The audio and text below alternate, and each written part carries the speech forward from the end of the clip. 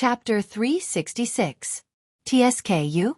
Lingy Chen, with your physique, I think you should just forget about it.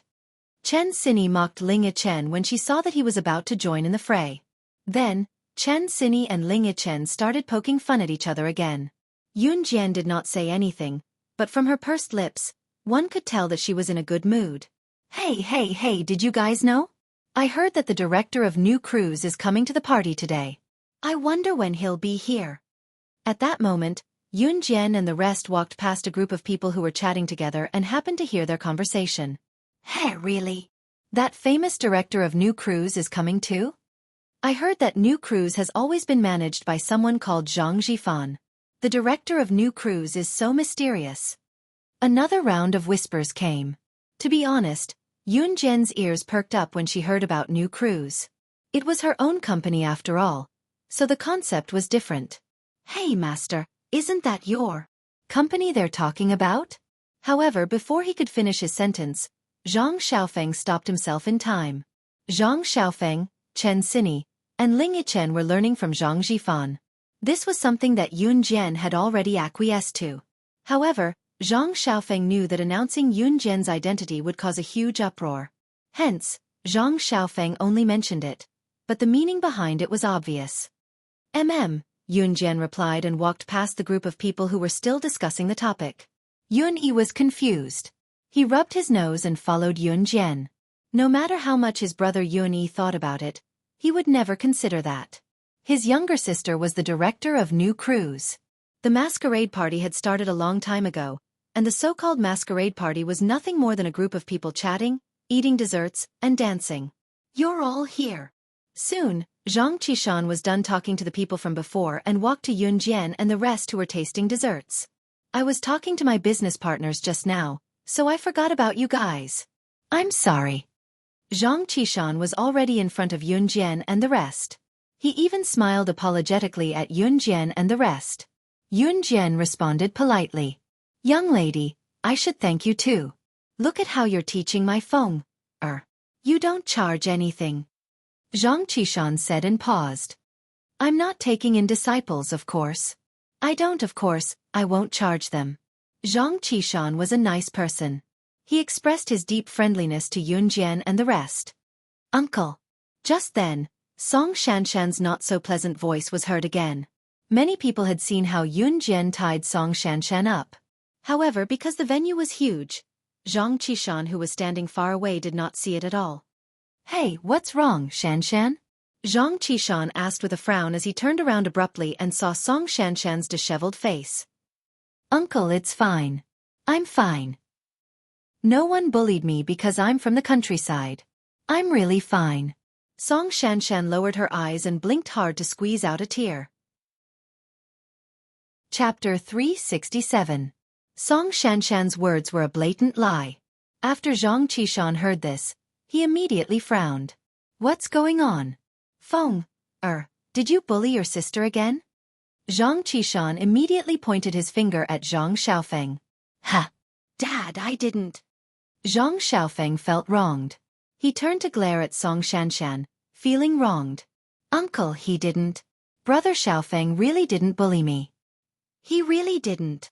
Song Shanshan's voice became softer and softer as she spoke. There was a hint of pity in her tone. Her pitiful look made Zhang Qishan misunderstand even more. Zhang Qishan immediately pointed his finger at his son. He looked at Zhang Xiaofan and reprimanded him loudly. Feng, Shanshan is your sister. How can you bully her like this every day? Dad, I didn't. Zhang Xiaofan was instantly enraged. He stood up and yelled at Zhang Qishan, sounding like a man who refused to admit defeat. Moreover, I don't have a sister like her. One in front of everyone and one behind everyone. Zhang Xiaofan could no longer hold it in and growled. Uncle, don't throw a tantrum at Brother Xiaofan because of me. It's not good. Brother Xiaofan will hate me even more. Song Shanshan added. It was not to the point of no return yet. Zhang Qishan was instantly enraged. He felt that Song Shanshan and the rest were his distant relatives.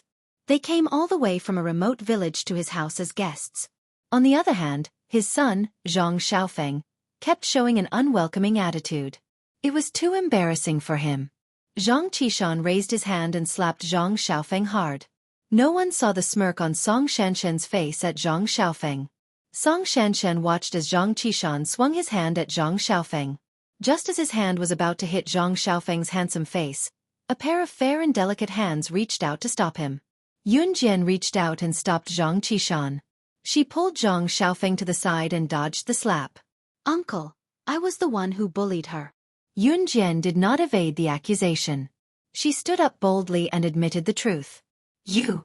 Zhang Qishan was stunned. It was as if he was getting to know Yun Jian all over again. He looked at her from head to toe and was completely dumbfounded. Song Shanshan gritted her teeth. She did not expect Yun Jian to admit it, but it was good. "Uncle, don't fight with my brothers and sisters because of me. I'm going back to the village in a few days anyway." Song Shanshan pretended that she was forced to go back to the village. Her demeanor made Zhang Xiaofeng and the rest shudder in disgust once more. "Go, go, go. Go back as soon as possible." Zhang Xiaofeng followed Song Shanshan's words and shouted. Song Shanshan naturally did not plan to go back. She just wanted to pretend to be pitiful in front of Zhang Qishan. Zhang Qishan would definitely ask her to stay in the end. Song Shanshan was right. When Zhang Qishan heard his son's unreasonable words, he immediately shouted at Zhang Xiaofeng, "Feng er." Chapter 368. "But uncle, Brother Xiaofeng and the rest don't seem to welcome me here." Song Shanshan blinked, even sneering triumphantly at Yun Jian from an angle that Zhang Qishan could not see. "That's not true." Zhang Qishan was completely fooled by Song Shanshan. He turned to look at his son, Zhang Xiaofeng, and ordered him, "Feng er, apologize to Shanshan right now." "Why should I, Dad? I didn't bully her. Master has already said it," Zhang Xiaofeng said innocently. He gritted his teeth hatefully, but he refused to give in. Yun Jian had already admitted that she bullied Song Shanshan, but Zhang Qishan could not order Yun Jian to apologize to Song Shanshan. Therefore, Zhang Qishan naturally wanted to take a step back and let his son, Zhang Xiaofeng, apologize on behalf of his master, Yun Jian. Shanshan was magnanimous. She would probably let it go, right? After all, from Zhang Qishan's point of view, Song Shanshan and the rest were all innocent children. These children were just like him when he was young in the countryside. Because their family was poor and had no money, they had to starve from a young age. Today, with Song Shanshan as the guest, Zhang Qishan felt that he had to treat them well. "I bullied her. I apologize," Yun Jian suddenly spoke up. Master." Zhang Xiaofeng was dumbfounded. Chen Xini and Ling Yichen were stunned as well. From what they could see, Yun Jian had never apologized to anyone before. She was so domineering, yet she wanted to apologize to Song Shanshan on behalf of Zhang Xiaofeng? Song Shanshan was stunned too, but she was proud of herself. Zhang Qishan was stunned too. Yun Jian was his son's master, and Song Shanshan was his distant relative. Zhang Qishan was the one who felt the most embarrassed when the two of them quarreled. He wanted Zhang Xiaofeng to apologize to Song Shanshan because he did not want to embarrass Yun Jian. Secondly, he wanted to appease Song Shanshan. It was just that his son, Zhang Xiaofeng, had to suffer. However, he did not expect Yun Jian to stand up and apologize. At this moment, Yun Jian stepped forward. She walked up to Song Shanshan and pursed her red lips under Song Shanshan's expectant gaze. Yun Jian pursed her red lips and said, "First of all, I want to apologize for your insistence on taking off my down jacket just now. When I refused, you attacked me and took off my clothes." After Zhang Xiaofeng and the others heard Yun Jian's apology, they were all stunned. Is Yun Jian apologizing? She was simply conveying a message to Zhang Qishan. That was because Song Shanshan insisted on taking off her clothes. That was why she fought back. What nonsense are you talking about? I didn't." Song Shanshan was taken aback. She did not expect Yun Jian to use such a method to express her actions. "Oh, you forgot?" The corners of Yun Jian's lips curled up into a creepy smirk as she looked at Song Shanshan with a smile that sent chills down one's spine. "Uncle, she's talking nonsense. There's no such thing." Song Shanshan panicked because her true self was exposed before Zhang Qishan's eyes. She quickly explained, "My master's down jacket is still in their hands." Song Shanshan was the one who took off my master's clothes and took it away. Zhang Xiaofan had an idea. He saw someone standing behind Song Shanshan still holding Yun Jian's down jacket, so he turned around and accused Song Shanshan. You're lying. Song Shanshan was really panicking now. She shouted at Zhang Xiaofan again in fear. Chapter 369. This time, Song Shanshan was truly speechless as she pulled a long face. After Yun Jian had tied her up earlier and Song Shanshan had someone release her, she gritted her teeth and said she wanted revenge. Someone in Song Shanshan's group had picked up Yun Jian's down jacket and brought it along. After all, they came from the poor countryside. The person who brought the down jacket had food and clothing problems all year round. Seeing that Yun Jian did not want the down jacket anymore, she quickly took it with her. It was such a waste not to take such a good piece of clothing. Song Shanshan did not notice it either. After she was released, her mind was preoccupied with taking revenge on Yun Jian, so she hurried over with the group. She did not expect her carelessness to be used against her. I. Song Shanshan kept repeating the same word. She could not even finish the rest of her sentence. Zhang Qishan was also a farmer from the countryside, but after so many years in the business world, how could he not notice the change in Song Shanshan? Especially when Zhang Qishan saw Yun Jian for the first time. Yun Jian was wearing the down jacket. Now, the down jacket was in the hands of Song Shanshan and her people. What did this mean? Uncle Song Shanshan was anxious to explain herself. However, Zhang Qishan stopped her. All right, don't say anything. I'll send all of you back to the countryside tomorrow. Zhang Qishan's attitude changed too quickly. In fact, Zhang Qishan had met many scheming people when he was working in Longmen City in his early years. There were even many who were two-faced. After being deceived a few times, Zhang Qishan hated such people. Very, very much. In the beginning, Song Shanshan and the rest gave Zhang Qishan the impression that they were good children who would not do anything bad. They came from the countryside and were his distant relatives. It was only natural for him to take care of them. However, when Zhang Qishan found out about Song Shanshan's true colors just now, he did not expose her immediately. However, his impatient expression proved one thing. He did not want to see Song Shanshan and her group anymore. Moreover, Zhang Xiaofan was his son. As a father, he would naturally side with his son. Uncle. Song Shanshan panicked when she saw that Zhang Qishan was serious. However, Zhang Qishan cut her off impatiently. That's enough. You've been playing here for days. Your parents will be worried. This statement meant that Zhang Qishan was determined to send Song Shanshan and the rest back. Song Shanshan's face darkened. Her hatred for Yun Jian and the rest grew. Just as Song Shanshan and the rest's faces darkened in fear, a middle-aged man quickly walked up to Zhang Qishan and asked, "Xiao Zhang, is the director of New Cruise here?" Zhang Qishan was stunned. Only then did he realize that the director of New Cruise would be here today. Zhang Qishan stared blankly for a moment before shaking his head. Not yet.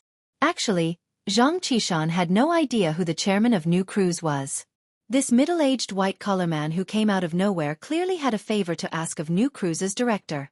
His eyes darkened when he heard Zhang Qishan's question. Uncle, New Cruise? Is that the company that's been popular lately? Song Shanshan suddenly perked up and lifted her head to ask Zhang Qishan. Although Zhang Qishan was unhappy with Song Shanshan's scheming earlier, he would not ignore her. Hence, he nodded. Then, is the director of New Cruise a man or a woman? Song Shanshan asked again. Yun Jian, who was standing not too far away, was surprised by Song Shanshan's question. However, Yun Jian could see Song Shanshan's intention from her gaze. Chapter 370. Anyone with a discerning eye could tell what Song Shanshan's motive was just by looking at her eyes. Especially since Song Shanshan was from the countryside. Someone from the countryside like her who had been living the life of a rich person for a few days after coming here would definitely feel indignant about being sent back to the countryside all of a sudden. Well, I'm not too sure myself. But Shanshan, why are you asking about this? Zhang Qishan did not know what Song Shanshan was thinking, so he asked her back after answering her. Nothing, uncle. It's nothing. I'm just asking. Although Song Shanshan did not say it out loud, her expression was rich. It was not hard to tell that she was excited and expectant. She was looking forward to the chairman of New Cruise being a man so that she could. Zhang Xiaofan, Chen Xinyi, and Ling Yichen were stunned when they heard Song Shanshan's words but soon understood her plan. The three of them snickered to themselves. Heh, the person you want to suck up to, the chairman of New Cruise, is right in front of you. They're here. The people from New Cruise are here. Just then, a few people came in from the entrance. Someone could not help but shout when they saw them. The people who came in were all men in their 30s and 40s. They were the higher-ups who represented New Cruise in various occasions. Yun Jian knew them too and was very familiar with them. They were the people who had walked out of Xinjiang town with her and Zhang Zhifan back then. Furthermore, the few of them were doing quite well now. They're here. Which one of them is the chairman of New Cruise? Song Shanshan cried out when she saw them. She could not help but roar in her heart. Who was the chairman of New Cruise? If it was one of these men, then she would definitely have to suck up to them. At least she would never go back to a destitute place like the countryside again. She, Song Shanshan, did not want to go back to the countryside. That was the only way she could think of. The appearance of these men made Zhang Qishan take a few more glances.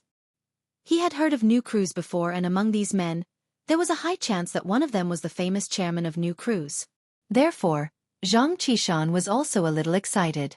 The men scanned the place before making their way to where Yun Jian was. Song Shanshan almost screamed when she saw this. Oh my God, they couldn't have walked over because they saw me, right? Yun Yi stood beside Yun Jian.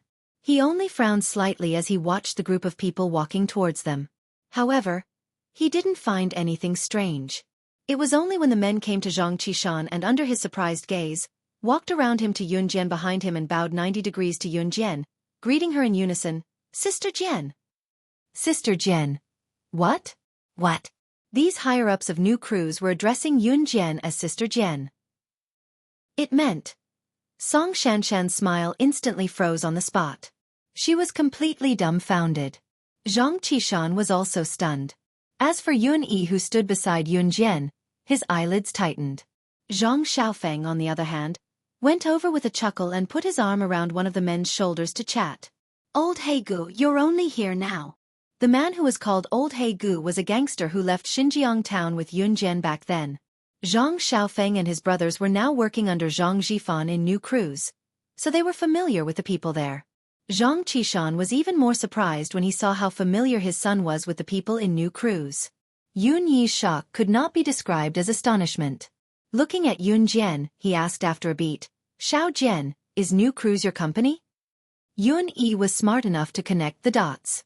His younger sister's change and the rise of New Cruise seemed to have started at the same time. As for him asking Yun Jian with a questioning tone, it was only to get a definite answer. Chapter 371. Once Yun Yi said that, the people around them looked at Yun Jian inquisitively. What Yun Yi asked was what everyone was thinking. Since these middle-aged men were New Cruise's higher-ups, it was safe to say that other than Zhang Zhifan or one of New Cruise's directors, they would not respect anyone else. What did it mean when they went to Yun Jian and called her Sister Jian? What did you say? She's New Cruise's director? Song Shanshan shrieked before Yun Jian could answer Yun Yi. New Cruise's director was a woman? It was Yun Jian who she had argued with before. Song Shanshan dared not accept the truth. Is there a problem? Yun Jian raised a brow and tilted her head to glare at Song Shanshan with a faint smile before looking at Yun Yi and telling him the truth in a firm voice. Yes, Gu, I founded New Cruise. Yun Jian's flat and monotonous words sent chills down everyone's spines. Hearing about it was far from being as vivid as seeing it with one's own ears. For a moment, other than Zhang Xiaofan, Bro He, and the higher-ups of New Cruise, everyone who heard the commotion, including Yun Yi, were frozen in their last action as they stood dumbly where they were. New Cruise, what kind of company was that? Its rise was when the auto show officially kicked off. Until now, it was probably less than 2 months old and it had already taken the country by storm. It had even become a national model pioneer in the automobile marketing industry. Even some of the international business tycoons would have to nod their heads in awe at such results. The director of such a company, the founder of New Cruise, was a young girl who was not even 18 yet. Yun Yi opened his mouth but he was so shocked that he could not utter a single word. Was this really his younger sister, Yun Jian. When Yun Jian saw the astonishment on her brother's handsome face when he looked at her, she pressed her lips together and continued to explain, "Gu, I didn't tell you before because I was afraid that you wouldn't agree to me starting the company." Of course, he would not agree. If Yun Yi had known that Yun Jian wanted to start a company from the start, he would never have let her go down this path. After all, starting a company was a risk that could come at any time. Before Yun Yi could reply to Yun Jian, however, a voice cut in. Cough, cough. Hello, Director of New Cruise. I have something to discuss with you. The person who spoke was the middle-aged man who had come to ask Zhang Qishan if New Cruise's director was here. However, before the middle-aged man could finish, Yun Jian cut him off. You don't have to talk to me about it. Go to the company and look for Zhang Qishan. He can make the decision.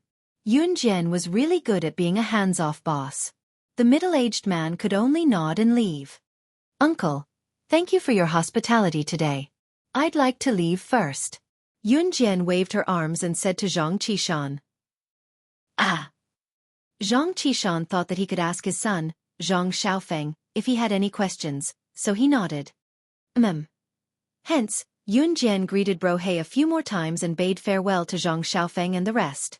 She then turned to Yun Yi and said, "Go, let's talk outside." From start to finish, the overbearing Song Shanshan had been completely ignored. Chapter 372. Yun Yi stood beside Yun Jian. His tall frame was a stark contrast to Yun Jian's petite frame. He tilted his head to look at his younger sister. His brows furrowed so tightly that they could squash a fly. Just as they stepped out of the heated venue, the winter breeze blew. The piercing wind blew against Yun Jian, who was only wearing an evening gown that exposed her arms and shoulders without a jacket. The winter breeze was the most piercing of all 4 seasons, especially when Yun Jian's down jacket was taken away by Song Shanshan's men. Even if Song Shanshan's men did not want the jacket, Yun Jian would not take it back. "Xiao Jian, are you cold?" Yun Yi was shivering from the cold as well, but he was not in a hurry to ask Yun Jian about New Cruise. Instead, he was concerned about his younger sister. "Gu, I'm not cold." The weather was freezing, but Yun Jian was not afraid of the cold. In her past life, Yun Jian had gone on a mission in a place that was dozens of degrees below zero. She had only worn a sleeveless jacket back then and was nearly frozen into a block of ice. In spite of it, she overcame everything and returned after completing the mission. Therefore, to Yun Jian, the cold was nothing. Yun Yi, who was wearing a thin suit, was shivering from the cold as well. Just as he was about to remove his jacket to help Yun Jian put it on, he saw a flash in front of him. A man who was as tall as him but had more defined eyebrows and a finely sculpted face appeared in front of his younger sister. Ce draped a cotton-padded jacket over Yun Jian. Looking at Yun Jian's face that was red from the cold but unaware of it, he asked with heartache, "Why didn't you bring a jacket out?" Yun Yi's eyelid twitched when he saw Ce, who appeared out of nowhere. Yun Yi was no stranger to Ce since they were living under the same roof, but he had never seen Ce being so gentle to Yun Jian. Just like a couple in love? "Why are you here?" Yun Jian asked Ce as she looked up and adjusted the men's cotton-padded jacket. "Just happened to pass by," Ce said without batting an eyelid. He was not going to say that he followed Yun Jian here on purpose. In spite of it, Ce really did not want to go to such a fancy party because he disliked the environment. "Let me send you guys home." Ce took a step back to stand beside Yun Jian and grabbed Yun Jian's hand to head to the car. "Wait!" Yun Yi shouted. "What are you guys doing?" Yun Yi asked with furrowed brows when he saw Ce grabbing Yun Jian's hand. Yun Jian was stunned. She did not expect Ce to grab her hand in front of her brother. She quickly pulled her hand back. Ce was not in a hurry to grab Yun Jian's hand. He raised his brows and the street lights shone on him, adding a hint of masculinity to his perfect figure. "As you can see," Ce said with a smirk, spreading his arms at Yun Yi in an irritating manner. "You!" Yun Yi's eyes widened. He did not expect Ce to take advantage of the little sister he had been protecting since young. When did this happen? Why didn't he know about it? Chapter 373. The moment Yun Jian looked down, Yun Yi was already grabbing Ce's collar. Startled, she said quickly, "Gu, he didn't." "Xiao Jian, tell me the truth. Did he bully you? If he did, I won't go easy on him." Yun-yi was enraged as his grip on Si-yi's collar tightened. Si-yi, on the other hand, did not look like he was going to fight Yun-yi at all. Yun-jian knew that if Si-yi wanted to fight, Yun-yi would not even be able to touch his collar. He really didn't. I was willing to do it. Yun-jian shook her head at Yun-yi. To put Yun-yi's mind at ease, she continued, "Goo, I'm so good. How can I be bullied?" Yun-jian sounded a little guilty. She was good, but she really could not do anything to Si-yi. Once Yun-yi thought about it and realized that his younger sister was indeed skilled and did not look like she would be bullied, he let it go and looked down, calming down instantly. Si-yi was only slightly taller than Yun-yi, so Yun-yi released his grip at once after hearing Yun-jian's explanation. "When did you guys start?" Yun-yi had the right to ask when his younger sister, whom he had been protecting since young, was snatched away. "Not too long ago," Yun-jian answered Yun-yi like an obedient younger sister. Yun-jian felt warm inside. She was no longer alone. It felt good to have family protecting her. "I'm telling you, no matter who you are, even if you're God or the Jade Emperor, don't let me find out that you're bullying my younger sister. Otherwise, I'll kill you even if I have to die." Yun-yi suddenly turned to look at Si-yi and warned sternly, "If I bully her, you don't have to do anything. I'll be damned." Si-yi said sincerely. Yun-jian was probably the only person in the world who could make Si-yi swear and curse him like that. Yun-yi withdrew his aggressive attitude and chuckled before turning to look at Si-yi with a sly grin. "If it's you, I won't have to worry about Xiao Jian's future. Haha." As he spoke, Yun-yi laughed heartily and led the way. What did he mean? Yun-jian mulled over her brother's words before she blushed. Could it be that her brother had seen Si-yi's character from the start? "Xiao Jian, brother-in-law, why are you still standing there? Where's the car? Hurry, I'm numb from the cold." Yun-yi, who had walked some distance away, suddenly realized that she did not know where to go, so she turned to call out to her brother. Hearing Yun-yi calling Si-yi brother-in-law, Yun-jian blushed again. "Let's go." Si-yi pressed his lips into a smirk and grabbed Yun-jian's hand with one hand to lead the way. Leading Yun-jian and Yun-yi, he came to an eye-catching Rolls-Royce sedan not far away. "Let's go." Si-yi tilted his head and told them. He arranged for Yun-jian and Yun-yi to sit in the back seat while he sat in the front passenger seat. Si-yi did not drive his Lamborghini here. The person who drove the Rolls-Royce was Adam, who had settled down here. "Drive," Si-yi told Adam after they got into the car. "Yes." Adam nodded, but he still saw Yun-jian's men's jacket in the back seat through the rearview mirror. This cotton-padded jacket was a rare birthday gift from Shui-ing, and he hadn't even had the chance to wear it once. Chapter 374. The aggrieved Adam drove the group home with a dark expression. On the way, Yun-jian told Yun-yi as much as she could about the fact that she was New Cruise's director. She did not hold anything back from the beginning. However, she kept one thing to herself, which was that the funds she used to start New Cruise were all from a bank loan. It was not that Yun-yi did not believe her. Instead, he was convinced and accepted Yun-jian's identity. Everything seemed to have returned to normal. Yun-jian spent her days in school, the military training camp, Falcon Hall's headquarters, home, and other places. Her days were quite comfortable. At the same time, Yun-jian was planning to make a trip back to Kosha Mercenaries HQ. She had thought of the plan a long time ago but had not had the time to put it into practice. Yun-jian planned to make a trip back to Kosha Mercenaries HQ during the winter break after the final exams. 3 weeks passed very quickly, and the final exam came as scheduled. After 2 days of exams, all the students were disoriented. Yun-jian was the only one who was still in good condition. "Wow, Jian-jian, I'm finally free. I'm about to vomit blood after 2 days of exam papers. I still have to listen to the principal's speech later. Just thinking about it makes me dizzy, but I can finally have a break. Haha. You have no idea how long I've been waiting for this day." Chen Xinyi's chatterbox voice rang in Yun-jian's ears again. It had been a long time since she heard Chen Xinyi's sarcasm, but Yun-jian was not annoyed at all today. Qingyu had gone back to her hometown recently, so she did not come for the exams. Qingyu's parents were still alive. She was already 10 years old when she was abducted into the organization. 10 years old was enough for her to remember things. Qingyu did not stay long in the organization before she was picked by Snake Lizard to play with poison. It was only after she mastered her poison skills that she followed Yun Jian around. It was safe to say that Qing Yu did not go through the cruel elimination training of an assassin. Since her parents were still alive, it was only natural for her to visit them once in a while. Hey, Jian Jian, are you listening to me? Chen Xinyi saw that Yun Jian was looking away. She didn't know what she was thinking, so she waved her hand and asked, I'm listening. Yun Jian narrowed her eyes and replied to Chen Xinyi. Chen Xinyi started chatting again. Winter vacation was coming. Normally, the students would pack their bags and go home after finishing their exams and listening to the principal's winter vacation speech. She didn't need to go to school anymore. As for the final results, Longmen No. 1 High School had the habit of sending every student's report card to their home in the form of a letter. This way, every student's parents would receive a report card. This was also a good idea, because in this way, some students who did not do well in school but were afraid of being scolded by their parents would study hard. After Yun Jian finished packing her bag, she saw Qin Yiru when she was leaving the classroom. Qin Yiru had applied for half a day's leave today. Yun Jian was a student living in school, so Qin Yiru was here to pack Yun Jian's bed and things to bring home.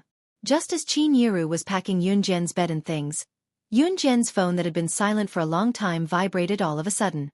She glanced at Qin Yiru and walked out of the dorm to take out her phone to read the latest message. It was an urgent notice from Gu Junjian. Chapter 375. Gu Junjian usually did not send text messages. Therefore, under such circumstances, for Gu Junjian to send a text message, it must be something very important. Yun Jian turned off her phone and went back to the dorm to see Qin Yiru packing everything on her bed into a woven bag. Qin Yiru was struggling to walk out with the bag in her hands. Mom, let me do it. Yun Jian went over and snatched the bag from Qin Yiru. Xiao Jian, Mom can carry it. Qin Yiru called out when she saw Yun Jian snatching the bag from her. I'll do it. Yun Jian grinned and said to Qin Yiru before heading out with the bag in one hand. Mom will carry your bag then. Otherwise, give it back to me. Qin Yiru went over to take the bag from Yun Jian's shoulder and insisted on carrying it. The bag was light and Yun Jian did not force it. The bag she was carrying was heavy but it was nothing to her. In comparison, Yun Jian was most satisfied with the motherly love she had now. After bringing everything home, Yun Jian hurriedly told Qin Yiru that there was an emergency in the military before she headed out. Qin Yiru did not object to Yun Jian's status as a member of the Advanced Special Forces, but she wanted Yun Jian to put her safety first. This was the most basic request a mother had for her child. Xiao Jian, bring this pancake with you. You can have it on the way. It's dinner time now, you can't go hungry. Qin Yiru caught up to Yun Jian when she saw her leaving in a hurry and stuffed the pancake she had baked into Yun Jian's hand. Thank you, Mom. Yun Jian stuck out her tongue and smiled. Silly child, what are you thanking me for? We're family, so there's no need to be so formal. Qin Yiru replied with a smile. Yun Jian nodded and left with a smile. After leaving the house, she went to the parking lot not far from Falcon Hall's headquarters. Her Ferrari sports car had always been parked here. Yun Jian got into the Ferrari sports car. She sped up and the car sped off like a bolt of lightning. Soon, they drove past the streets. In the military training camp, Chu Ning, Chu Xiangnan, and the others were already standing in a row. Yun Jian sped to the outside of the military training camp. She ran inside and stood in line. If one took a closer look, they would see traces of the pancake on the corner of Yun Jian's mouth. At this moment, other than Yun Jian, Chu Ning, and the rest, there were also many veterans from the Special Forces standing at the side. Some were even official members of the Advanced Special Forces. Gu Junjian stood at the front of the group. His brows were tightly furrowed as he stared at the crowd. Is everyone here?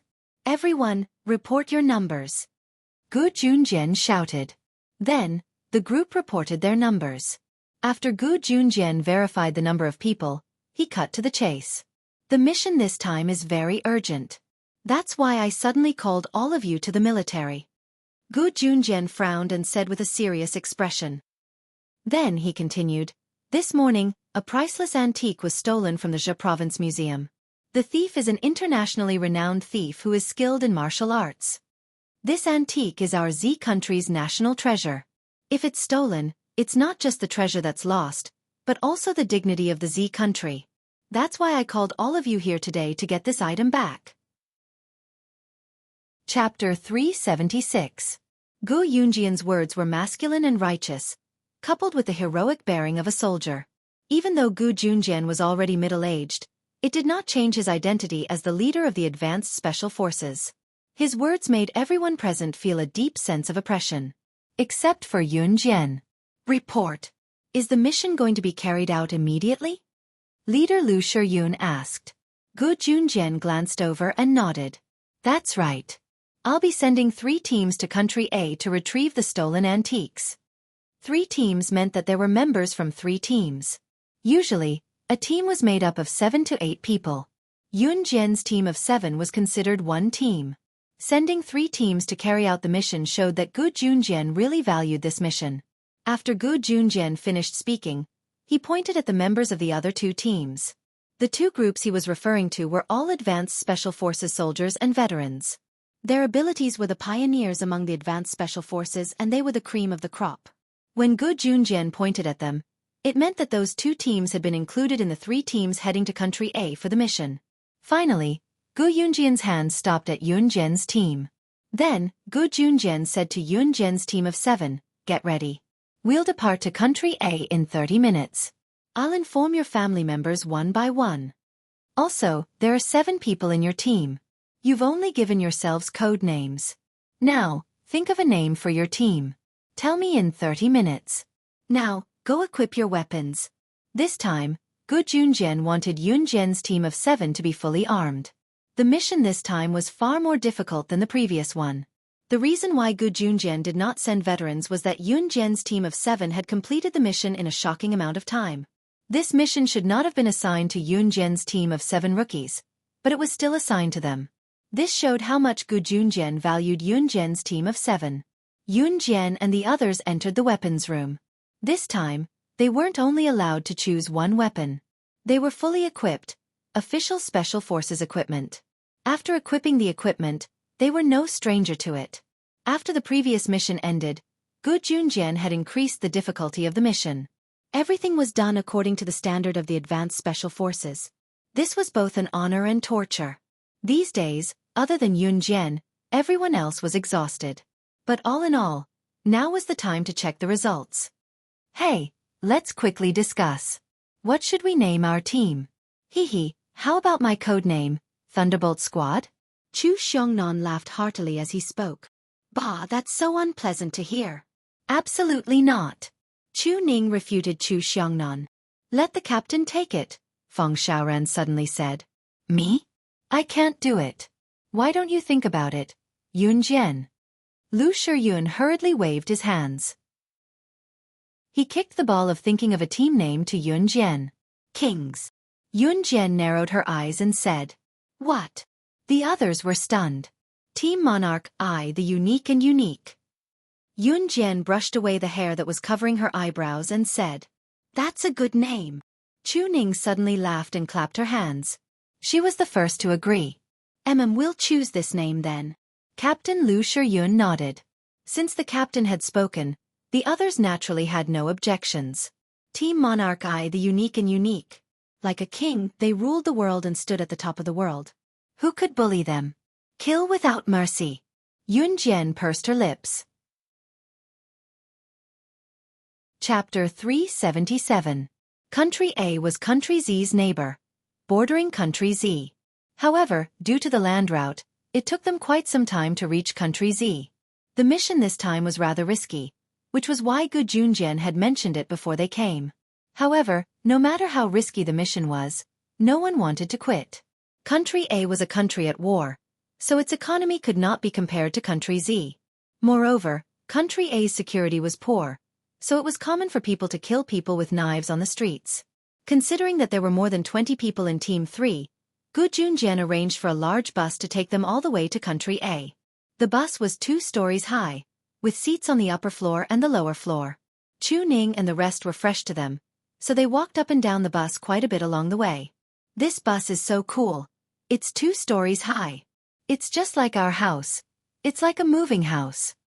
Chu Ning jumped up and down, sitting beside Yunjian from time to time and exclaiming, Yun Jian, on the other hand, sat obediently on the window seat on the second floor of the bus.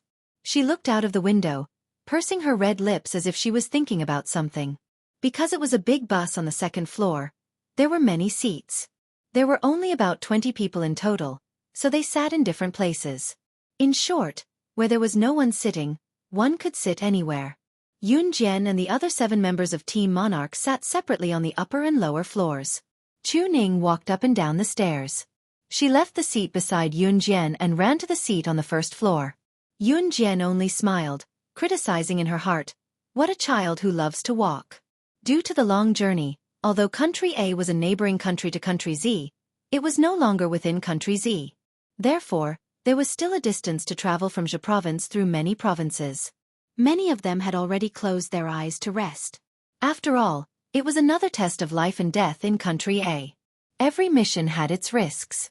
Yun Jian closed her eyes and rested for a while. Yun Jian had just closed her eyes for less than 15 minutes when a loud noise came from the first floor of the bus. Yun Jian frowned and opened her beautiful eyes. However, she heard a thunderous roar from the first floor of the bus. F***CK. What are you so proud of? Aren't you newbies who just joined the army? What can you do? Yun Jian had just heard that when footsteps came from the stairs leading to the second floor. It was Chu Ning who rushed up to Yun Jian and told her anxiously, "Yun Jian, go take a look. Chu Xiongnan is arguing with the other teams." The other teams were naturally the other 2 teams apart from Team Monarch. Yun Jian, naturally, she could not pretend that nothing had happened. She stood up and followed Chu Ning from the second floor to the first floor. The first floor was already in an uproar. In front of Chu Xiongnan, a man in his 20s or 30s was being held back by his companions. He was yelling at Chu Xiongnan, "You're just a bunch of newbies who just joined the team. Do you really think you're so important? Didn't you just complete a mission once?" The man's tone was not to be underestimated. The man had a rough appearance. Yun Jian could tell at a glance that the man who was yelling at Chu Xiongnan was a member of the other team. Chapter 378. Xiao Weiming was a member of another team called Champ Squad. At the same time, he was already 29 years old, nearing his 30s. Even though he was not particularly old, he had been in the Special Forces for quite a number of years. He had carried out quite a number of boss missions, but he had never been promoted. Xiao Weiming and Chu Xiongnan were at each other's throats, but Xiao Weiming's emotions were more intense than Chu Xiongnan. If not for Xiao Weiming's teammates holding him back, he would probably have started fighting with Chu Xiongnan. "You called us rookies. What right do you have to say that?" Chu Xiongnan voice sounded a little high-pitched. Unlike his usual cheeky self, Chu Xiongnan seemed to be defending his sovereignty as he retorted fearlessly at Xiao Weiming. "Are all the rookies nowadays as arrogant as Team Monarch? Do you think you can ride all over us old team members just because you've completed an outstanding mission? Let me tell you, brat. When we were majestic, you were still drinking milk in your mother's arms." Xiao Weiming raised his head and shouted at Chu Xiongnan, refusing to back down. "What's going on? What's going on?" Yun Jian had just gone down to the first floor when she saw Chu Xiongnan and Xiao Weiming shouting at each other. Before she could say anything, a strong voice came from behind her. A middle-aged man in his late 40s followed Yun Jian down the stairs from the second floor and spoke sternly.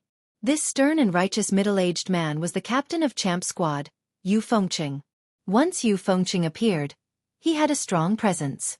As soon as he spoke, Xiao Weiming, a member of Champ Squad under Yu Fengqing, immediately settled down. "Captain, this group of rookies is really cocky. They were bragging about their abilities just now. I just didn't like them and said a few words, and they yelled at me." Xiao Weiming complained to Yu Fengqing. Yu Fengqing was already in his 40s. He believed that he had plenty of experience, so when he swept his gaze over the crowd, he had a condescending attitude. Yu Fengqing didn't look at Xiao Weiming. Instead, he looked at Chu Xiongnan and raised his voice. "Where's your captain? Tell him to come out and talk to me." Yun Jian was standing beside Yu Fengqing. She glanced at Yu Fengqing from the corner of her eyes, and there was a hint of color in her eyes. But Yun Jian didn't say anything. "I'm the captain." Lu Shiyun pushed aside the crowd and walked out. "I don't care what your team members think, but when we're out on a mission, We must prioritize teamwork. You're all new recruits, so we veterans will give you some leeway in certain aspects.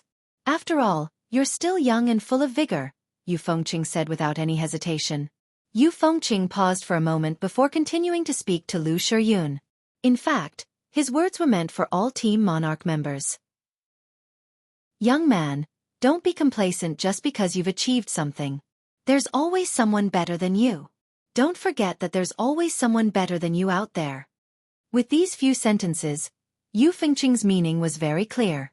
He had obviously heard about the mission Yun Jian's team of 7 went on previously. Back then, Yun Jian's team of 7 carried out a very difficult mission, but they completed it in less than half a day. News of that had already spread among the special forces. Yu Fengqing's words were clearly aimed at Yun Jian's team, and he was sending them a very straightforward message. You may have some ability, but don't think too highly of yourself. Although Lu Shiyun was also a captain, he was at most in his 20s. In front of the experienced Yu Fengqing, he lacked some boldness. Therefore, Lu Shiyun hummed a sincere All right, that's all. Disperse. Disperse. Don't make such a big fuss over such a small matter in the future. Yu Fengqing said with a wave of his hand.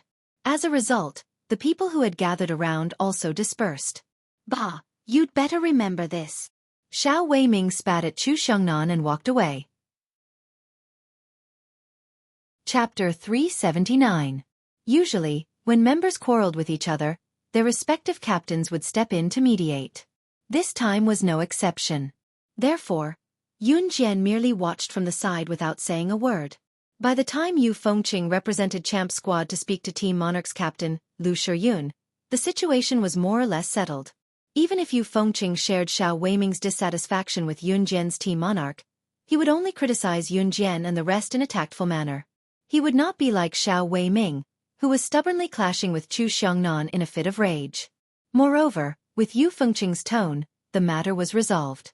When Xiao Weiming returned to his seat in a huff, Chu Ning ran over to help Chu Xiongnan, who was still fuming, to the second floor of the bus.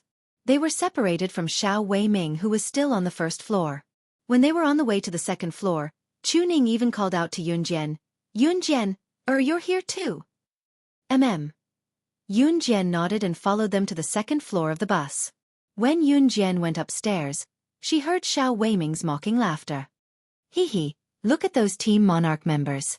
All of them have skinny arms and legs.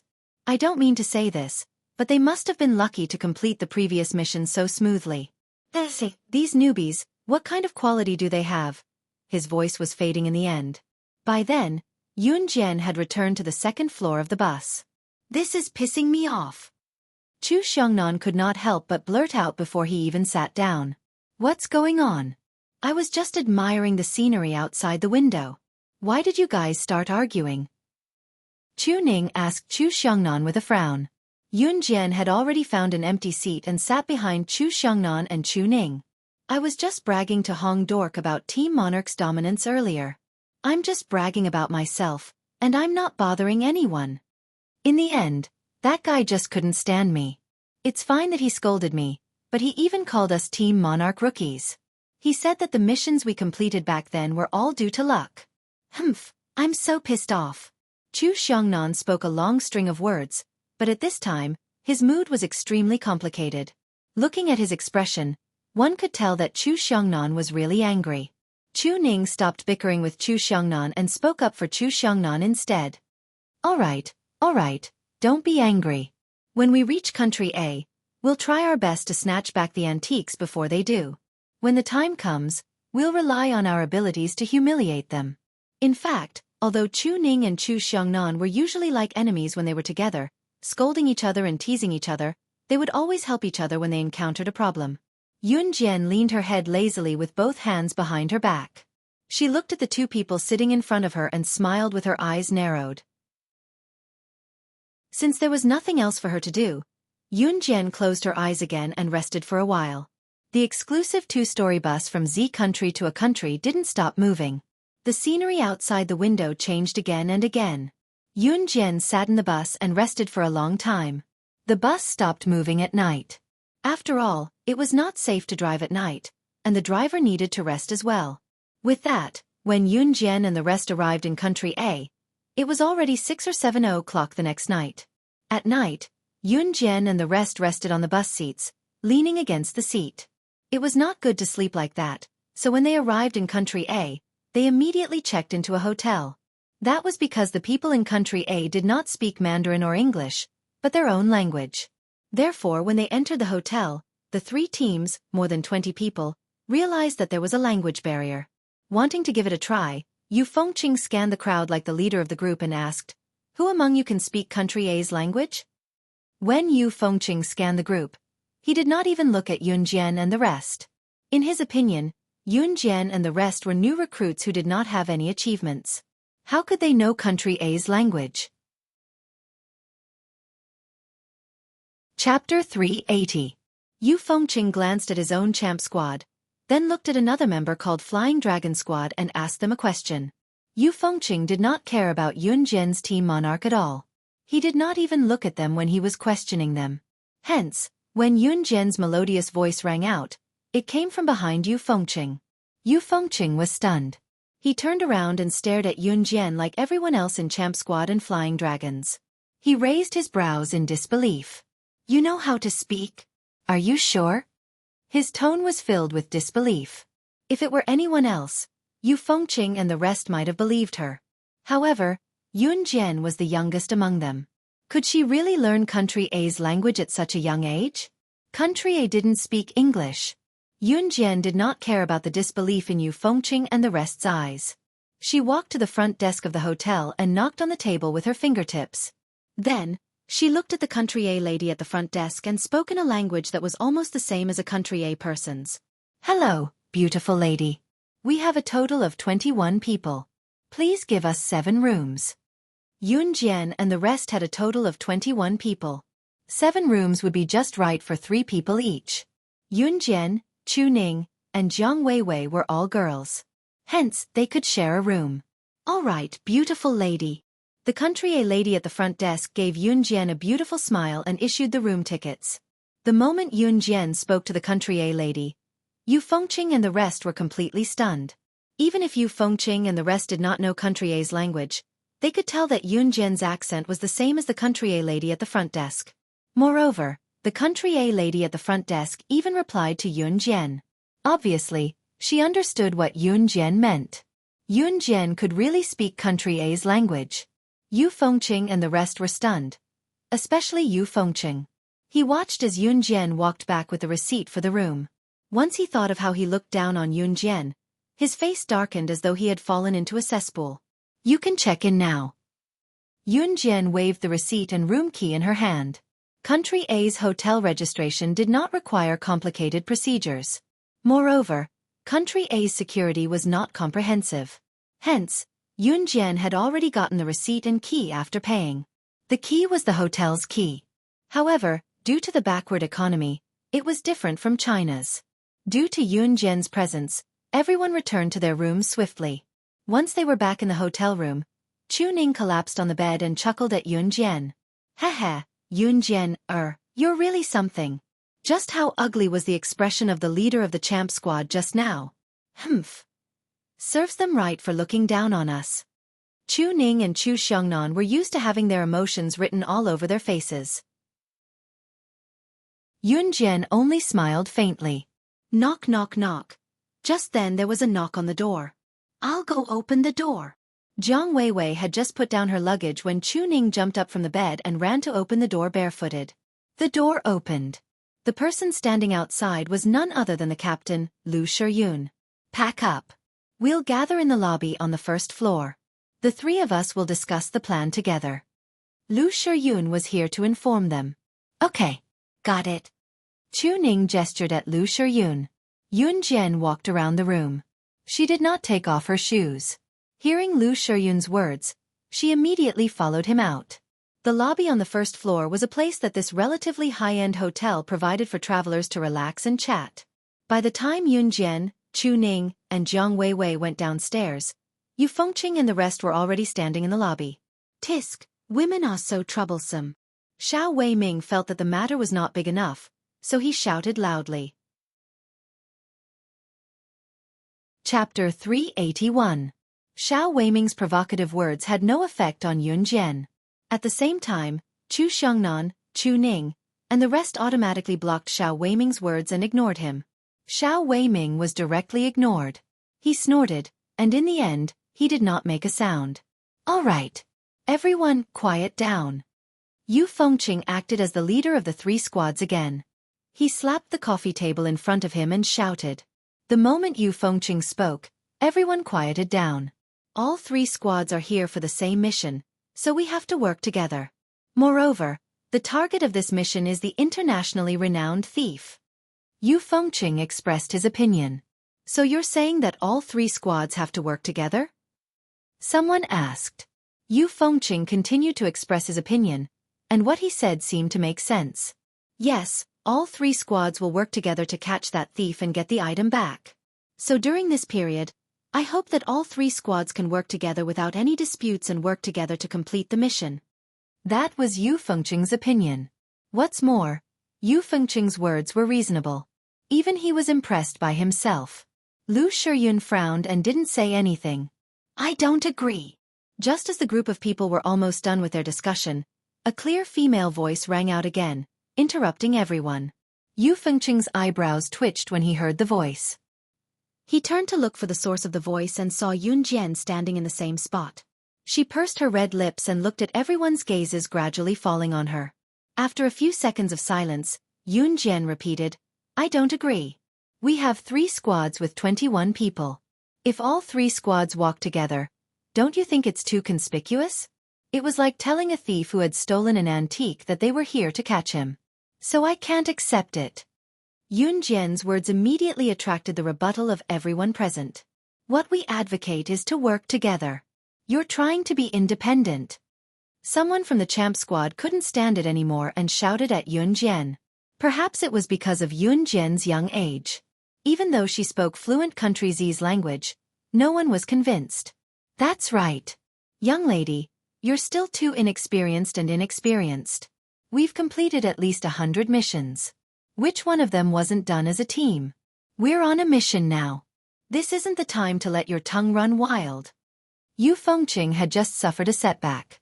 He wanted to poke Yun Jian's spirit, so he refuted Yun Jian with the tone of an elder. Yun Jian only chuckled. Especially when you said that he had completed at least 100 missions, he had almost laughed out loud.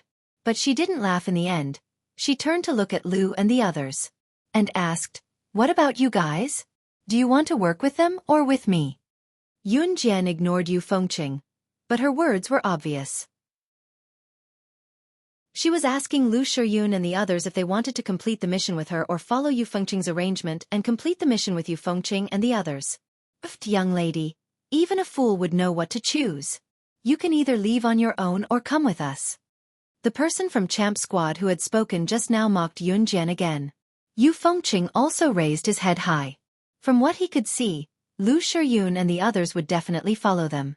After all, Yun Jian was just a teenager who had yet to reach adulthood. Even if she was good, where could she go? But the team that Yu Fengqing led was different. He had led his own team and completed countless missions. There was no way Lu Shiyun would take Team Monarch and leave with a brat like Yun Jian. Chapter 382. What? Yu Fengqing thought that since Lu Shiyun was the leader of Team Monarch, Lu Shiyun would definitely choose to go with him. He did not expect Lu Shiyun to choose to go with Yun Jian instead. I'll go with Yun Jian too. Chu Ning said without hesitation after Lu Shiyun. Me too. Me too. Then, other than Lu Shiyun, the other 5 voices followed without hesitation. However, everyone's choice was the same. This included Jiang Weiwei, who was not at odds with Yun Jian in the beginning. She had chosen Yun Jian's side with a determined voice. You. Yu Fengqing was so angry that his hands trembled. He swallowed hard and looked at Yun Jian and the rest. Finally he said, Fine you guys. I'm sincerely inviting you to cooperate with us because you're new to the game. But since you don't appreciate it, so be it. Young people, you're still young and hot-headed after all. You're on your own. Yu Fengqing waved his hand and left in a huff. However, Yu Fengqing still believed that what he said was right. At the same time, he planned to wipe his eyes and watch Yun Jian and the rest fail because he chose not to work with them today. Yun Jian did not expect Lu Shiyun and the rest to believe her so much. She only smiled and looked at them without saying a word. However, everything was wrapped up in her words. Once Yu Fengqing left, the two teams split up. However, it was certain that Yu Fengqing had convinced Flying Dragon Squad.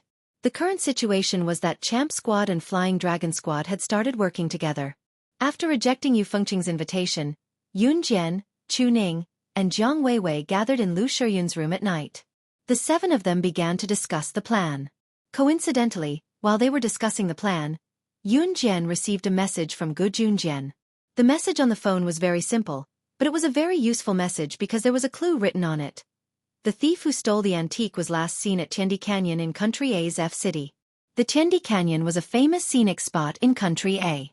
In the canyon, there were dozens of kilometers of land. Looking from afar, other than large rocks, there was not a single blade of grass. Moreover, the canyon was uneven, winding, and steep. F*CK, why would the thief go to such a place after stealing the antique? After reading the message, Chu Xiangnan could not help cursing under his breath. Probably because he has nothing better to do. Haha. Chu Ning laughed. Tiandi Canyon. Yun stood up and looked at the group. It will take 2 hours. We'll leave tomorrow morning. We'll rest and rest. We'll sleep from now on. We'll wake up at 4 tomorrow morning. Yun stood up, looked at the group and spoke. 4 o'clock. Oh my God. Chu Xiangnan complained. We sleep. Yun Jian and the other two returned to their rooms. Yun Jian could sleep at any time and Jiang Weiwei could adjust her sleeping time. Chu Ning, on the other hand, rolled around for a while before falling asleep. The next morning, there was no light at all. It was so dark that one could not even see their own fingers. Chu Ning was dragged out of bed by Yun Jian. Other than Yun Jian, the rest were still sleepy. However, with Yun Jian leading the group, they quickly went to the nearest bus station and boarded the earliest bus to F City. It was already 6 o'clock when Yu Fengqing and the rest woke up. He thought about it and decided to look for Yun Jian. Yun Jian was the only one among them who could speak Country A's language. When Yu Fengqing knocked on Yun Jian and the rest's door, he was stunned to find that the room was empty. However, Yu Fengqing and the rest knew that Yun Jian and the rest must have gone to F City first. Chapter 383. When Yu Fengqing and the rest boarded the bus to Tiandi Canyon in F City, Yun Jian and the rest had already alighted. The Tiandi Canyon in F City was actually a scenic spot in Country A. Within the Tiandi Canyon, there was no dense vegetation within a 100-mile radius. Even if there was, it was scattered across a vast area. In short, it was basically impossible to see a dense forest in the Tiandi Canyon. Although the Tiandi Canyon was a scenic spot, there were not many people. Moreover, the scenic spot was free to enter and exit, so there was no need to buy a ticket to enter. Due to the vastness of the Tiandi Canyon, if a person were to walk in, they would not be able to walk out even after a few days. Therefore, Yun Jian and the rest negotiated and rented a jeep from a car rental agency. The rental car was not expensive as Gu Junjian had given them quite a bit of Country A's currency before the mission. Moreover, Yun Jian knew Country A's language, so they were able to rent a car very quickly. The jeep was quite big, so the 7 of them could barely squeeze into it. Feng Xiaoran was driving and his driving skills were not bad. Moreover, in such a vast Tiandi Canyon, there was no need to drive very fast if they were to drive aimlessly. Yun Jian, what should we do next? Even if that master thief is here, this place is so vast. If we keep searching aimlessly, it'll be like looking for a needle in a haystack. Lu Shiyun turned to ask Yun Jian out of habit. Although Lu Shiyun was the captain of Team Monarch, he had unknowingly treated Yun Jian as the core and would always ask for her opinion whenever something happened. The other members also unknowingly treated Yun Jian as the core, so Lu Shiyun as the captain and Hong Fan as the vice-captain were just decorations. Head south. Yun Jian turned to look out of the window, pursing her red lips as she said, head south. Feng Xiaoran was still driving the jeep. When he heard Yun Jian's words, he immediately turned the steering wheel and headed south. Yun Jian, why are we heading south? Just as Lu Shiyun was about to speak, Chu Ning, who had nothing to do along the way, snatched the opportunity to speak. Chu Ning took the initiative to ask the question that was on everyone's mind. This heaven and earth Grand Canyon extended in all directions, and it was a rocky mountain range that stretched as far as the eye could see. When the car drove on the road, it was also undulating. Sometimes it would even pass through two mountains. Fortunately, they had brought a compass, so they could distinguish north from south. However, everyone had a question. Why did they head south? Even Gu Junjian and the others could not find out where the thief was in the Tiandi Canyon. They only knew that the thief was last seen here. How could Yunjian be so sure that the thief master had gone south? Although everyone was suspicious, even if they had taken the wrong path, they still had to follow Yunjian. Yunjian reached into the pocket of her newly bought long-down jacket and took out a map with a label and a very detailed introduction. She passed the map to Chu Ning, who was sitting beside her, and said to the rest, "I got this from the car rental place. It's a panoramic map of the Tiandi Canyon. Head south and there's a water source in the south. A water source means that there must be people living there. If we head in other directions, forget about a water source, we'll enter a desert area. Even if the thief wants to hide from us, can he avoid a water source? Can he not eat? Therefore, the south must be the path he must take." Chapter 384. After listening to Yunjian's analysis, everyone felt that they had gained a lot of knowledge. There were indeed many maps of the nearby scenic spots in the car rental store, but apart from Yunjian, no one else would bother to understand them. At the same time, no one would think of getting a map to look at. The map was actually universal. Although Lu Shiyun and the rest couldn't understand the words on it, they could still distinguish the coordinates on it. Moreover, most maps were in English. As for Yunjian, the moment she arrived at the car rental store, she took a map and understood the terrain. She also knew how to analyze the terrain and finally came to a conclusion. Actually, there were many things that no one could tell you the answer to, but you could find the answer from the environment. For example, that master thief. Unless he was courting death, he would go in the direction of human tracks. Without a doubt, the direction with human tracks was the south. Because it could be seen from the map that apart from the south, if one went in any other direction, they would end up in a boundless desert. Since we know the direction, Feng Xiaoran, speed up the car. Chu Xiangnan also happily stepped forward and interjected. No need. Yunjian immediately retorted Chu Xiangnan. She pursed her red lips and continued, drive slowly, don't be anxious. We don't have to alert the enemy. In the eyes of that master thief, we are just a group of tourists who came to the Tiandi Grand Canyon for a vacation. After saying that, Yunjian narrowed her eyes. However, everyone understood what she meant. She meant that before confirming who the master thief was, everyone should pretend that they were just a group of students who came to the Tiandi Grand Canyon for a vacation. Feng Xiaoran drove the jeep at a very slow speed. After driving for about an hour, Yunjian looked at the scenery outside the window and suddenly saw that it had changed. It was no longer a barren wasteland or a large piece of rock. Instead, there was a small upstream river, and on the other side of the river was a large village. Everyone was delighted.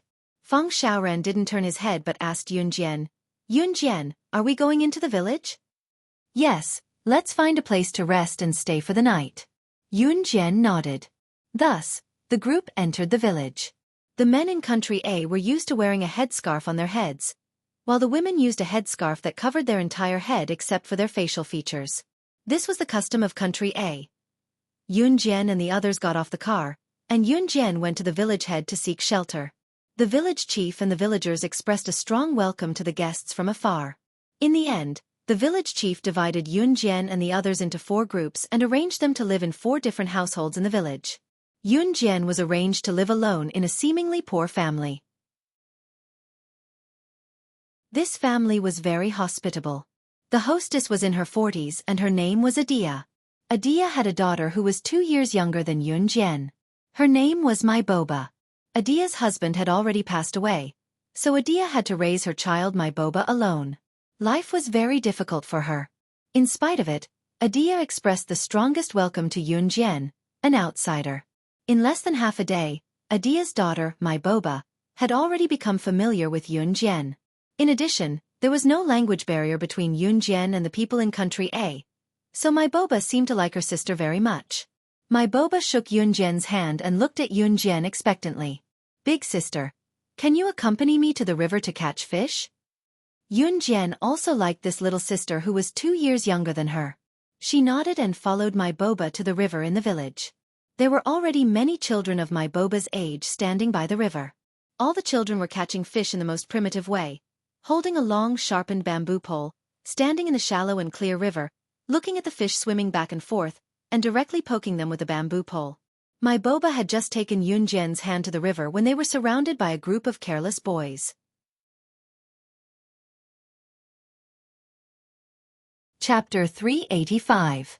Because she didn't have a father, she had been bullied by these naughty children since she was a child. Originally, my boba had been bullied to the point of numbness, but in front of Yun Jian, the elder sister she had just met, she was surrounded and mocked. My boba's face immediately turned pale. We're just here to slack off, don't be like this. My boba's face was pale. She was afraid that Yun Jian would ignore her because she was bullied by these boys.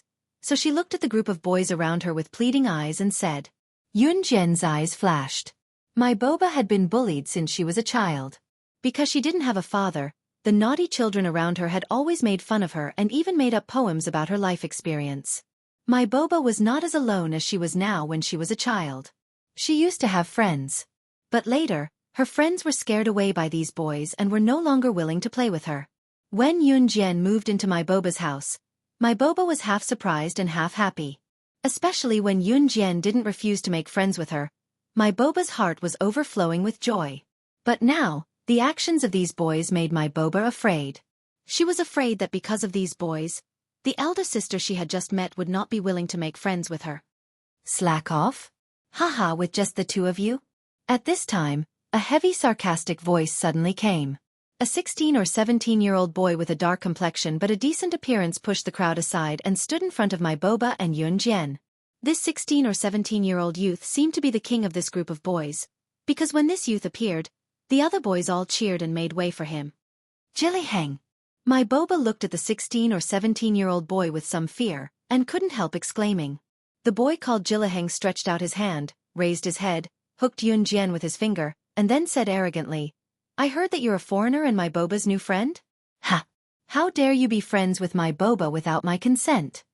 Jiliheng's tone was very tough. That feeling of, I am the master, made Yun Jian narrow her eyes. Why not? Yun Jian raised her eyebrows.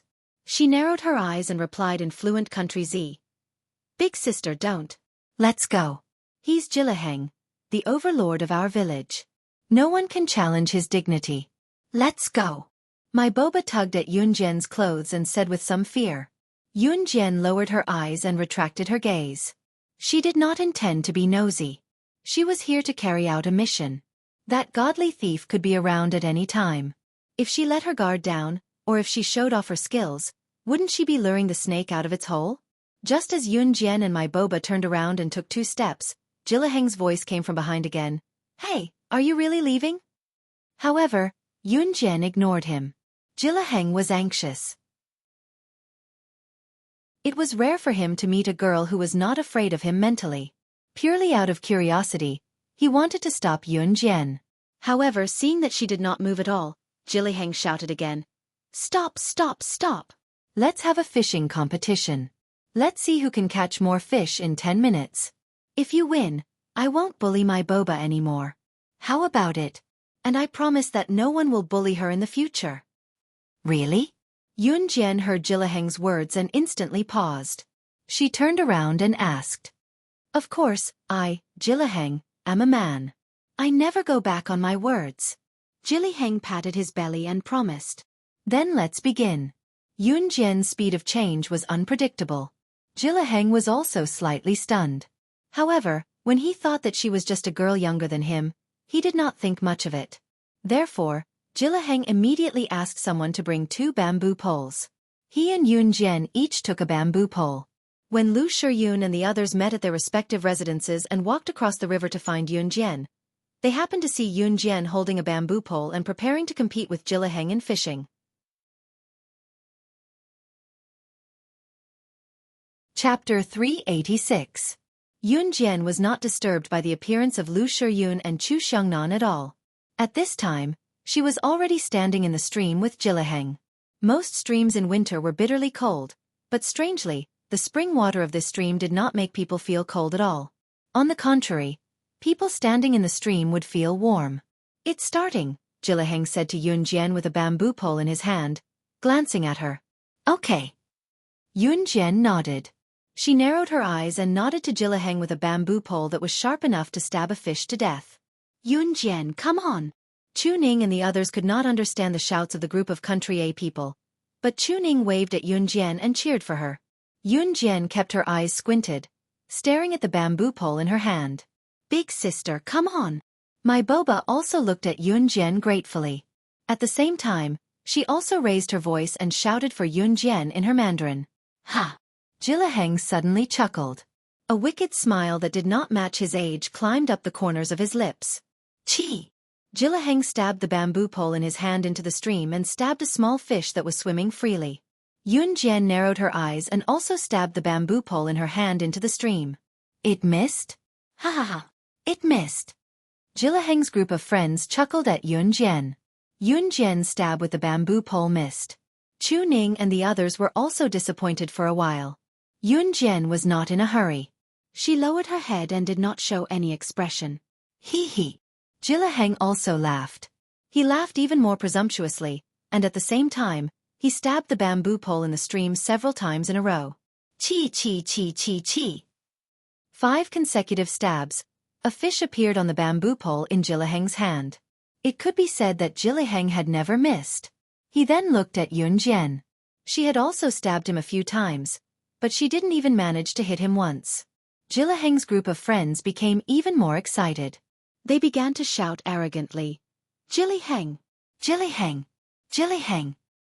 "What's wrong with Yun Jian?" Chu Xiongnan also frowned. He was a little disappointed that Yun Jian did not live up to his expectations. He looked as if he could not wait to replace Yun Jian and win. "Shut up!" Jiang Weiwei, who had been silent all this while, suddenly kicked Chu Xiongnan and growled at Chu Xiongnan. The others were also frightened by Jiang Weiwei's serious appearance, but they all frowned, not knowing what she was talking about. Jiang Weiwei furrowed her brows. She silently looked at Yun Jian, who seemed to be using all her strength to use the bamboo pole to prick the fish, but was unable to do so. She did it on purpose. But why? Not long after, the bamboo pole in Ji Jiheng's hand was full of fish. Ji Jiheng had already reached a new level of fishing. He was standing with his back facing Yun Jian. Another fish was successfully harvested by him. Yun Jian suddenly narrowed her eyes. She took out the butterfly knife from her pocket when Ji Jiheng completely let down his guard. She had already moved behind Ji Jiheng in a flash. She lifted her leg and kicked Ji Jiheng's back, sending him flying to the shore. At the same time, as everyone watched this sudden change in horror, Yun Jian had already arrived in front of Ji Jiheng. The butterfly knife in her hand did not wait for Ji Jiheng to react. She placed it on Ji Jiheng's neck. "Outsider, what are you doing? You can't win the fishing competition. What are you doing to Ji Jiheng?" The group of boys immediately shouted. Chu Xiongnan and the others were also confused. "Yun Jian, what are you doing? Even if you lose, just admit defeat. It's not like you can't afford to lose." Chu Xiongnan even opened his mouth and said. Yun Jian ignored everyone. She maintained her original posture and narrowed her eyes. The butterfly knife in her hand was even closer to Ji Jiheng's neck. "Do you think I can't recognize you just because you've disguised yourself? Our famous thief god, Mr. Pita." Yun Jian looked at Ji Jiheng and said with a smile. Chapter 387. Yun Jian spoke in Chinese, so other than Chu Xiongnan and the others who were completely shocked, the group of boys from a country, including my Boba, could not understand. However, this did not include Jilaheng, who was lying on the ground, who was also the thief Peter. After being recognized, Peter stopped pretending. He was not angry, nor did he fly into a rage because Yun Jian saw through him. Instead, he reached out to push away the butterfly knife in Yun Jian's hand and stood up. Needless to say, after being recognized, Peter was really shocked for a while. When he disguised himself as Jilaheng, even Jilaheng's mother could not recognize him. How could he be recognized by this young girl who was not even 18 yet? "Who are you?" Since he stopped pretending, Peter reached out to pull off the human skin mask on his face. He looked at Yunjian and asked. Under the mask was a face that was completely different from Jilaheng's. The face under the mask looked to be in his 20s. His skin was very tender, and there was a trace of handsomeness between his eyebrows. His nose was tall and straight, and he looked a bit like a mixed-race person. Yunjian did not threaten him with the butterfly knife. She narrowed her eyes and smiled as she shouted at Peter, "Your ancestor! F***ck, don't tell me you're—" Peter heard Yunjian's familiar words. He could not help but jump and shout while pointing at Yunjian. The only person who could stand in front of him and call him his ancestor was that terrifying woman. Peter looked at Yunjian in a daze. He gestured at Yunjian and asked in surprise, Why do you look completely different? Take a guess."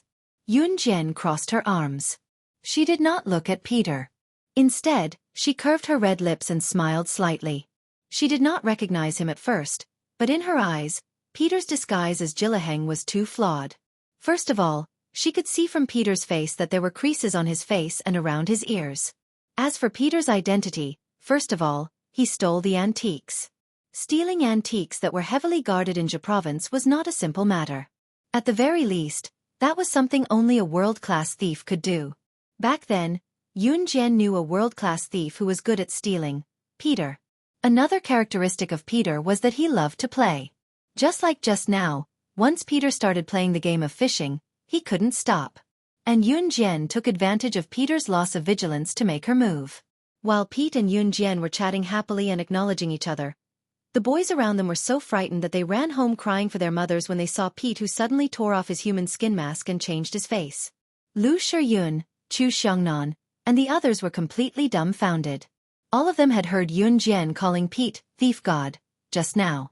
This meant that Peter, who had suddenly changed his face, was the thief they had been looking for. But looking at the situation, could it be that Yunjian knew him? Everyone was panic-stricken, but no one said anything. In fact, Yunjian and Peter did know each other. That was something that happened in Yunjian's previous life. This Peter was actually a world-famous thief. It was said that he had never failed to steal anything. But in fact, he had failed once. The reason was that the thing that Peter wanted to steal was also the target of Yunjian's mission. Later on, the two of them met, and Yunjian won directly by force. Before Yunjian took the thing and ran away, Peter shouted at her, "Who the hell are you? How dare you steal from me?" "Your ancestor," Yunjian replied with this sentence. In general, Peter's skills were not bad, but it was the first time he lost to a woman. So, he had a deep impression of Yunjian. However, Peter didn't know about Yunjian's other identities. He only knew that this woman, Yunjian, was really terrible. The thing that he had stolen was clearly in his hands, but in the end, it was snatched away by Yunjian.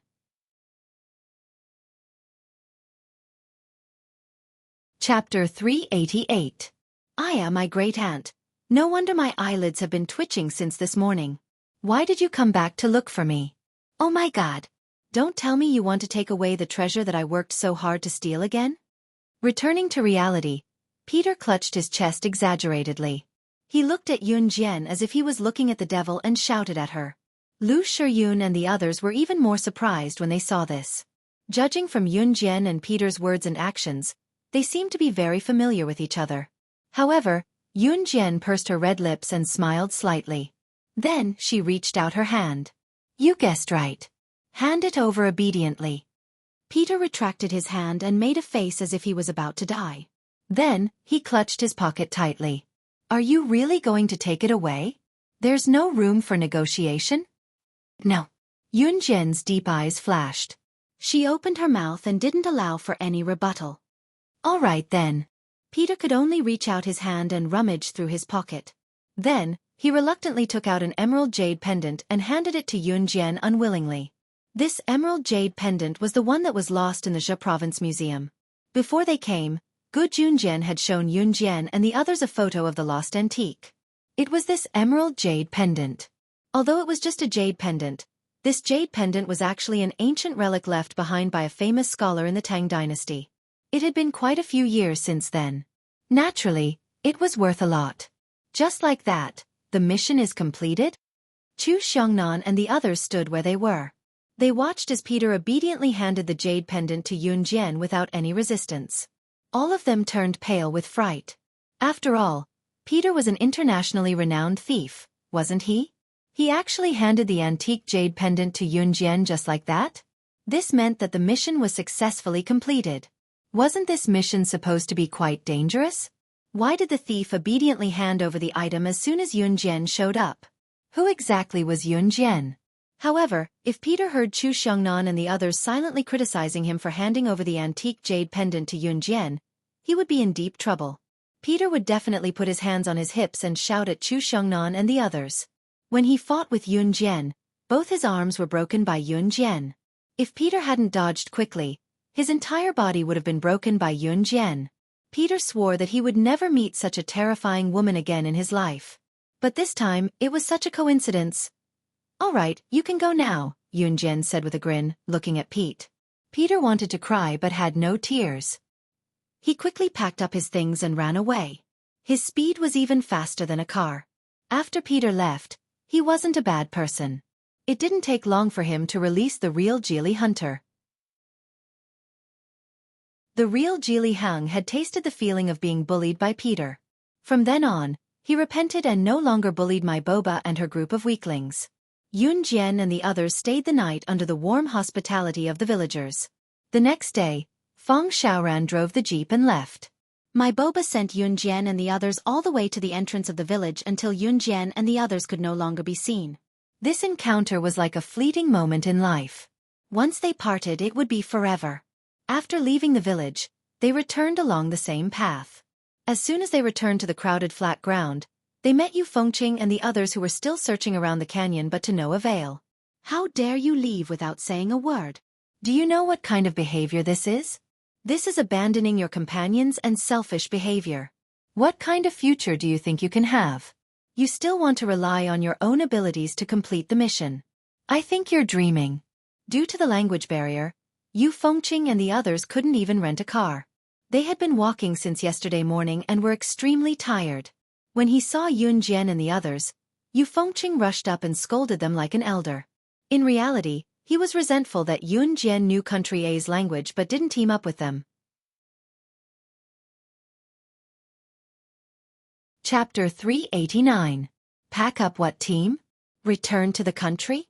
Wait a minute, mission completed? Yu Fengqing was about to yell at Yun Jian, but after a few words, he caught what Yun Jian meant and held his tongue. In the next second, he was overwhelmed by shock. From Yu Fengqing's perspective, no matter how capable Yun Jian was, there was no way she could lead Team Monarch to complete the mission successfully. Yu Fengqing was not the only one who thought so. Everyone in the Champ Squad and Flying Dragon Squad shared the same thought. The difficulty of this mission was highly valued by their superiors. The importance Gu Junjian placed on this mission could be seen from the fact that he deployed the 3 best squads in the military to complete the mission together. There was no doubt that even if the Champ Squad and the Flying Dragon Squad joined forces, they still couldn't find the slightest trace of the godly thief who had stolen the antique. How long had it been? Yun Jian said that Team Monarch had completed the mission? "Little girl, are you kidding?" A rough-looking man from the Champ Squad asked Yun Jian arrogantly. The tone of this person's voice was filled with an air of complete disbelief. "Ha! I think this bunch of newbies from Team Monarch have never learned anything except to brag. If the mission this time was so easy, why did Officer Gu send us 3 squads to complete it? To play monkeys?" Xiao Weiming had a fight with Chu Xiongnan early in the morning, so he was now unhappy with the rest of Team Monarch. Yu Fengqing thought the same when he heard what his own squad members said. "Young people, it's good that you have a heart that's eager for success, but everything has to be done according to the facts. The mission this time isn't so easy. I saw that you guys went into the Tiendi Canyon and didn't find anything. I've said it before, we have to work together and work together." Yu Fengqing's long-winded words came one after another. However, Yu Fengqing and the others' intentions were clear. As for Yun Jian's claim that Team Monarch had found the antique, they remained unconvinced. "Hey, you guys!" When Chu Xiongnan heard this, he was also anxious. He opened his mouth to say something, but was stopped by Yun Jian. "Since you want to enter the Heaven and Earth Grand Canyon, then go ahead. We won't accompany you." Yun Jian only said this one sentence before she led everyone away. The attitude of Yu Fengqing and his group disgusted Yun Jian, so she didn't even intend to say anything more. She directly called for Lu Shiyun and the others to leave with her. Seeing Yun Jian and the rest leave, Yu Fengqing stomped his feet in anger. He even shouted at Yun Jian and the rest. Young and hot-blooded. Not knowing what's good for him. Humph, since that's the case, we'll leave on our own. Yu Fengqing cursed in a low voice before leading his group into the Chendi Grand Canyon. Yun Jian and her friends went back on their own and took the bus back. It was a long and bumpy ride before they finally made it back to Longmen City. After passing the jade pendant to Gu Junjian, it was announced that the mission was successfully completed once again. Gu Junjian was utterly shocked. He did not expect Yun Jian and the others to return so soon. When he kept the jade pendant, he looked at Yun Jian blankly and asked, "The mission is completed? What about the other 2 squads?" "They don't believe me, so they're still in Country A," Yun Jian said to Gu Junjian with narrowed eyes. After a beat, Gu Junjian pressed his lips together, unable to say anything in the end. At this moment, Gu Junjian was deeply aware of something. Whether it was Team Monarch's mission completion time last time or this time, it was telling Gu Junjian that Team Monarch had a bright future ahead of them. Yun Jian's future achievements were definitely not something a mere Special Forces team could hold back. Yu Fengqing and the rest, on the other hand, had searched for half a month in the Chendi Grand Canyon and turned the entire Country A upside down, but they could not find any trace of Peter the Godly Thief. It was only when Gu Junjian sent someone to bring them back that he told them that Yun Jian had already brought the antique jade pendant back half a month ago. Yu Fengqing and the rest nearly vomited blood from anger.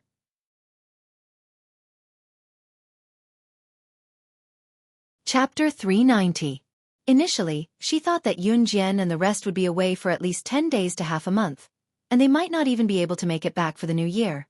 However, her daughter was home in less than 2 days. Naturally, Qin Yiru breathed a sigh of relief.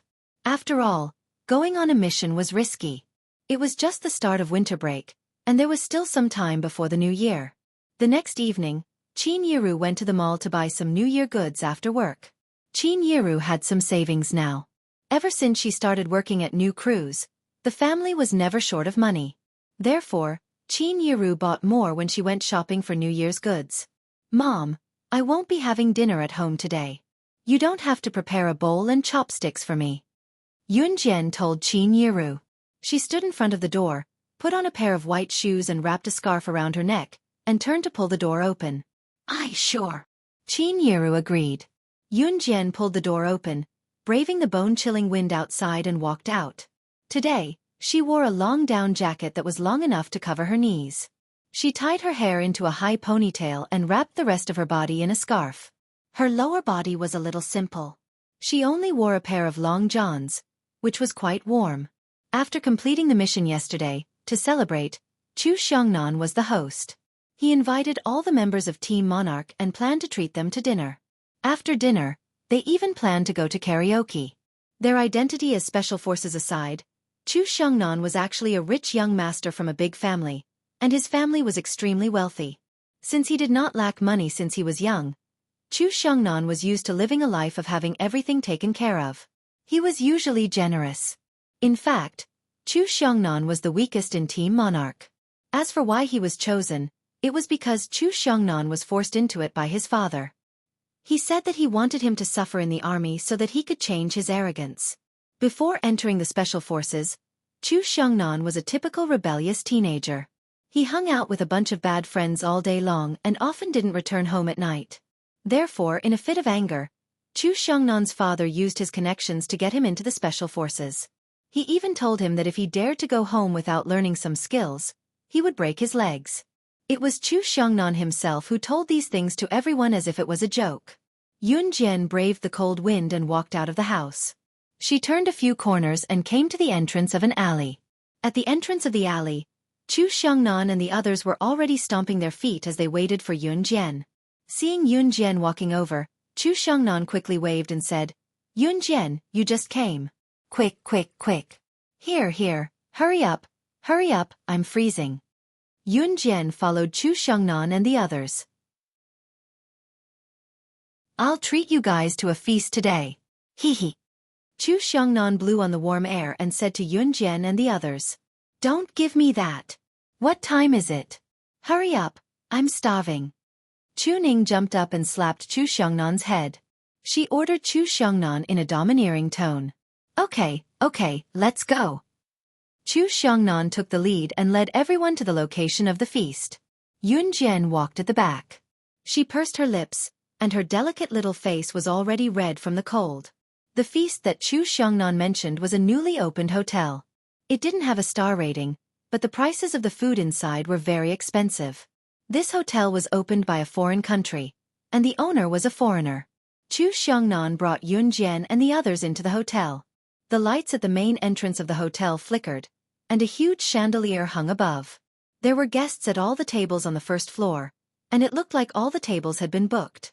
It looked like someone was holding a banquet. Therefore, Chu Xiongnan planned to lead Yun Jian and the others directly to the second floor.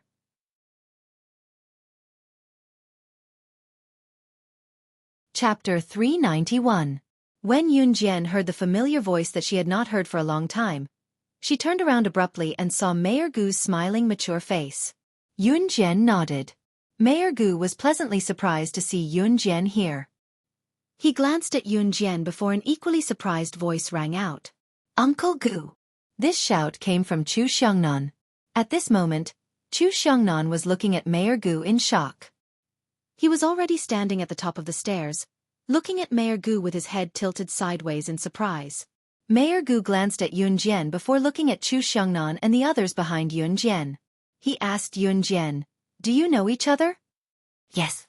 "Uncle Gu, what are you doing here today?" Chu Xiongnan nodded to indicate that he indeed knew Yun Jian before he asked Mayor Gu a question. "I have a dinner appointment here, so I came over," Mayor Gu replied Chu Xiongnan in a friendly manner. Mayor Gu and Chu Xiongnan knew each other because Chu Xiongnan father was Mayor Gu's sworn brother. "Xiongnan, I didn't expect you to know this little girl too." "Haha, I don't want to boast, but it's your good fortune to be able to hang out with this little girl." Mayor Gu praised him deeply the moment he opened his mouth. When they heard Mayor Gu praising this little girl, the group of people who were busy flattering Mayor Gu turned to look at them. "You flatter me." Yun Jian was not shy in front of everyone. She merely narrowed her eyes slightly before she replied.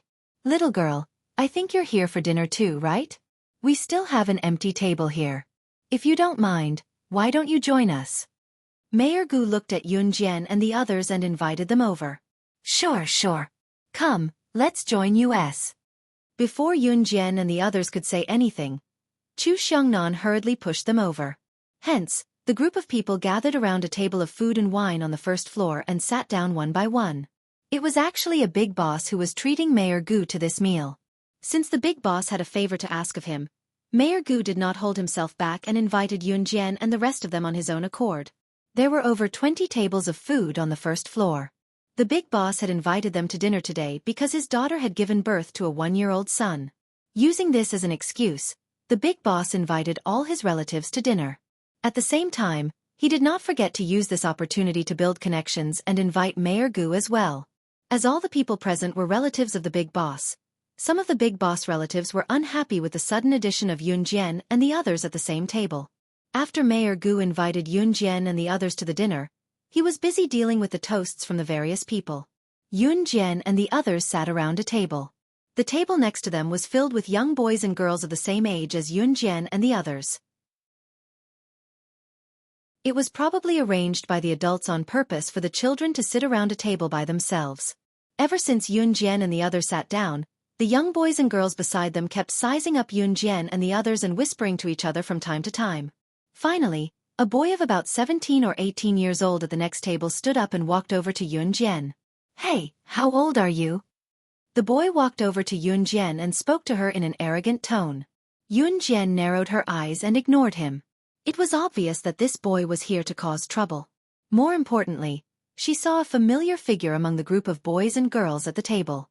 It was a very familiar figure. Because she had met her for the first time after her rebirth, Yun Jian still could not forget her. That person was Lin Mingyu. She was also the culprit who killed the original owner of this body. When Yun Jian walked over just now, she had already felt a burning gaze staring at her. She pretended not to see it. However, She had already noticed that the burning gaze that was sizing her up was avoiding her, not wanting her to notice her. Chapter 392. The one hiding behind the group of teenagers was indeed Lin Mengyu, who had caused the death of the original owner of the body. The big boss who was treating them was actually Lin Mengyu's relative.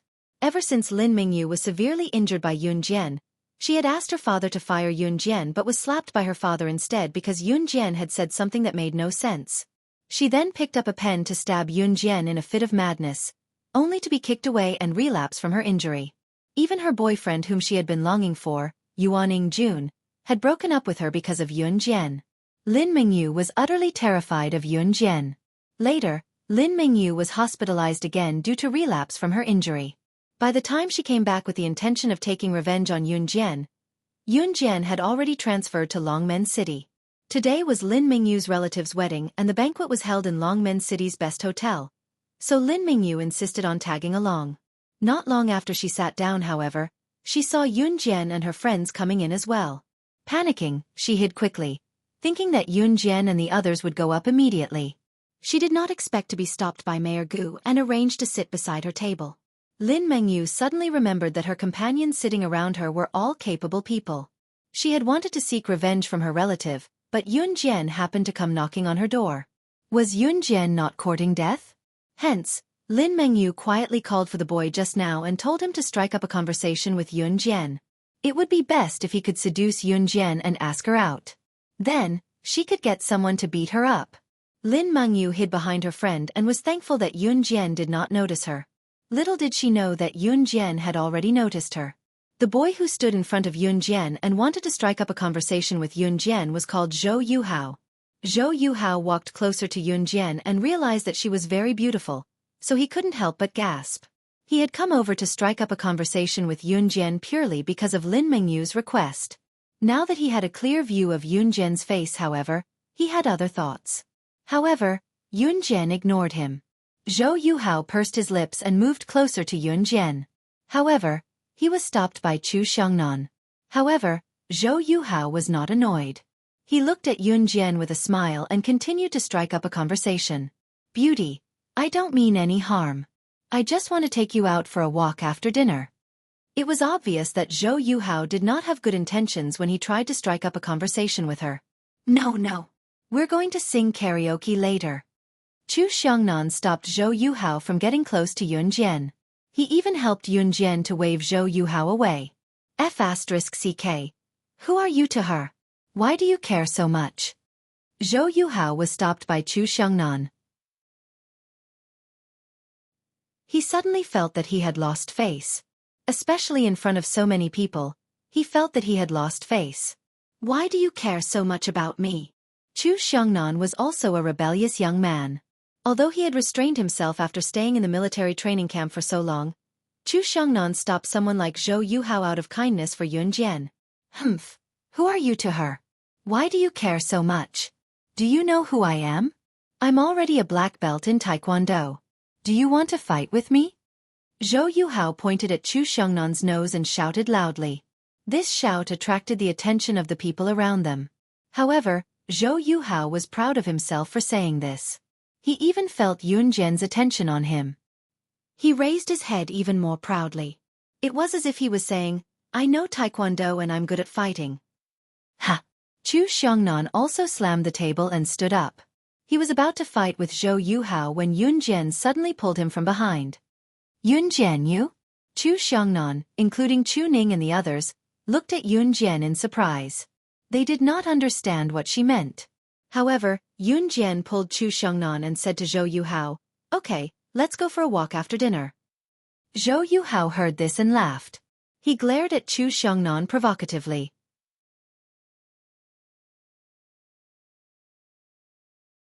Chapter 393. No way. Yun Jian, are you really going to go out with him later?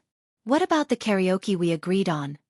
Chu Xiangnan saw that Yun Jian had really agreed to Zhou Yuhao's request, and he was momentarily stunned.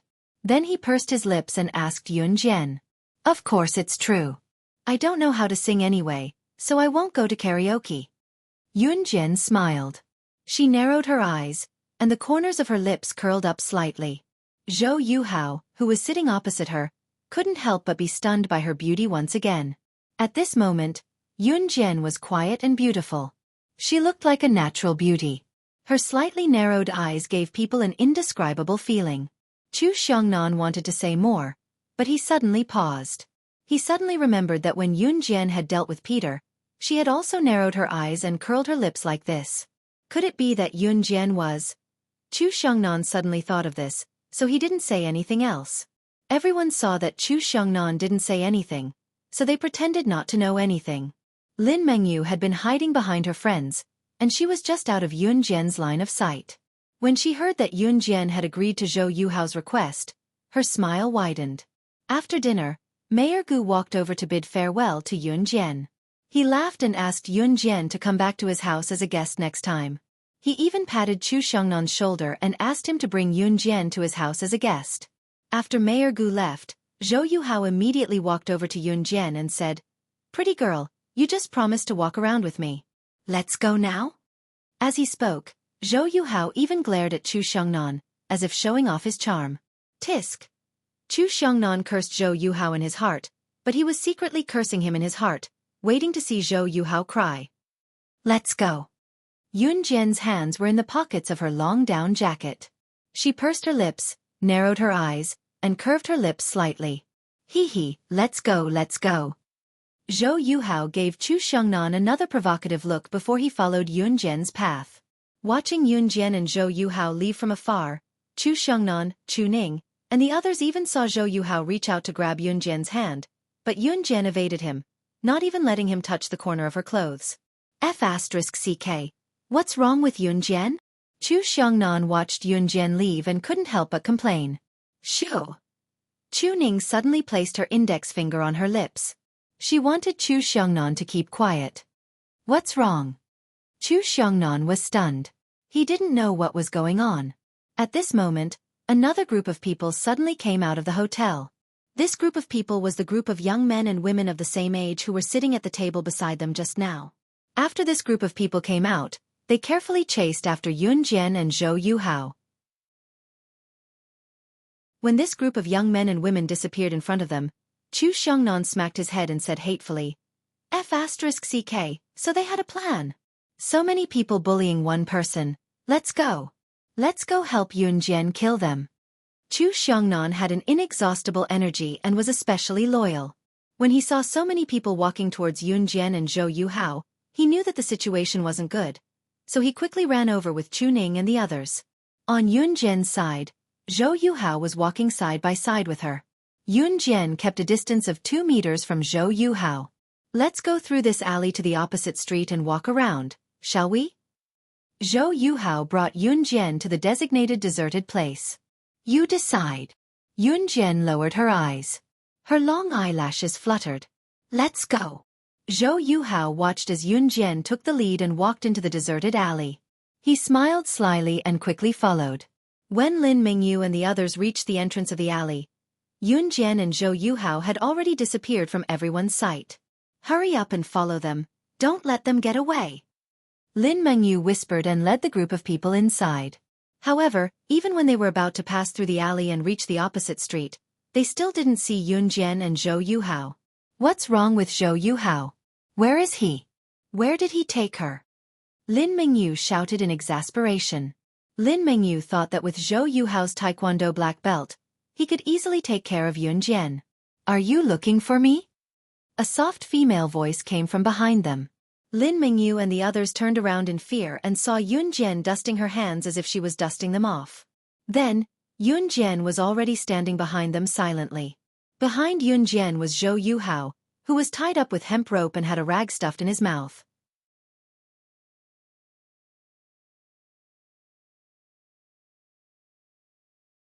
Chapter 394. Zhou Yuhao. Lin Mengyu's hands trembled as she pointed at Zhou Yuhao, who was tied up, and screamed. Zhou Yuhao was tied up by Yun Jian. Zhou Yuhao was a black belt in Taekwondo. Other things aside, Zhou Yuhao's Taekwondo was at a whole new level. At the same time, he was also the strongest among Lin Mengyu's relatives. Zhou Yuhao's bones were strong since he was young. In addition, his family originally ran a martial arts school. Zhou Yuhao had been learning taekwondo, sanda, judo, and so on from his father since he was young. He could be said to be invincible since he was young. Therefore, Zhou Yuhao's skills were naturally at a level where there was nothing to complain about. Especially among his peers, Zhou Yuhao had not met many opponents since he was young. Therefore, he was called the taekwondo genius of the younger generation. Lin Mingyu obviously knew that Yun Jian had some skills. She had almost crippled herself with one kick. Therefore, Lin Mingyu let Zhou Yuhao deal with Yun Jian. It was all because of Zhou Yuhao's skills that he could suppress Yun Jian. After all, he was a black belt in the highest level of taekwondo. However, she did not expect that just as Yun Jian and Zhou Yuhao stepped into the alley, they immediately followed behind. In such a short period of time, Zhou Yuhao was tied up by Yun Jian silently. There was not even the slightest sound of struggle. Therefore, Lin Mingyu and the others were shocked and panicked. Especially Lin Mingyu. She had seen Yun Jian's methods. Because of Yun Jian, she was bedridden for God knows how many days. Several of her ribs in her abdomen were broken. Ah! Lin Mingyu saw Yun Jian looking at her from the corner of her eyes. She saw Yun Jian's narrowed eyes. Her deep eyes seemed to carry a sharp blade. Lin Mingyu screamed on the spot. Fear and panic instantly covered her mind. Run! Run! Lin Mingyu's intuition told her that she had to run. She had to run away from Yun Jian. Therefore, Lin Mingyu suddenly turned around. She even wanted to abandon the group of friends behind her and run away first. You want to run? Do you think you can still escape? Yun Jian suddenly broke into a smile. Her evil smile was faintly revealed, but when everyone saw it, they couldn't help but panic. Lin Mingyu ran for a while. Yun Jian crossed her arms in front of her chest. She didn't chase after her. Lin Mingyu hadn't even taken 5 steps before she was surrounded by Chu Xiongnan and the other 5 who had caught up from behind in groups of 3. At this moment, Jiang Weiwei stopped Lin Mingyu. Jiang Weiwei held a dagger in her hand and pointed it at Lin Mingyu, forcing Lin Mingyu to retreat. Hee hee. Yun Jian crossed her arms as she looked at the pale faces of Lin Mingyu and the others. She lifted her leg and moved closer to Lin Mingyu. Yun Jian was not surprised by the arrival of Jiang Weiwei and the others. This was because when they were having dinner at the hotel, she had secretly sent a message to Chu Ning who was sitting on the other side of her. She had asked Chu Ning to lead the group and wait for Lin Mingyu and the others to follow her and Zhou Yuhao to surround them from both sides of the alley. You, what are you trying to do? Sob, sob, sob. At this moment, Lin Mingyu was forced to take a few steps back by Yun Jian's aura. However, she realized that her back was facing the sharp blade in Jiang Weiwei's hand. She was so frightened that she screamed and started to cry without caring about her image. Yun Jian was unmoved. She only tilted her head slightly and looked at Lin Mingyu and the others. The corners of her beautiful mouth were slightly raised.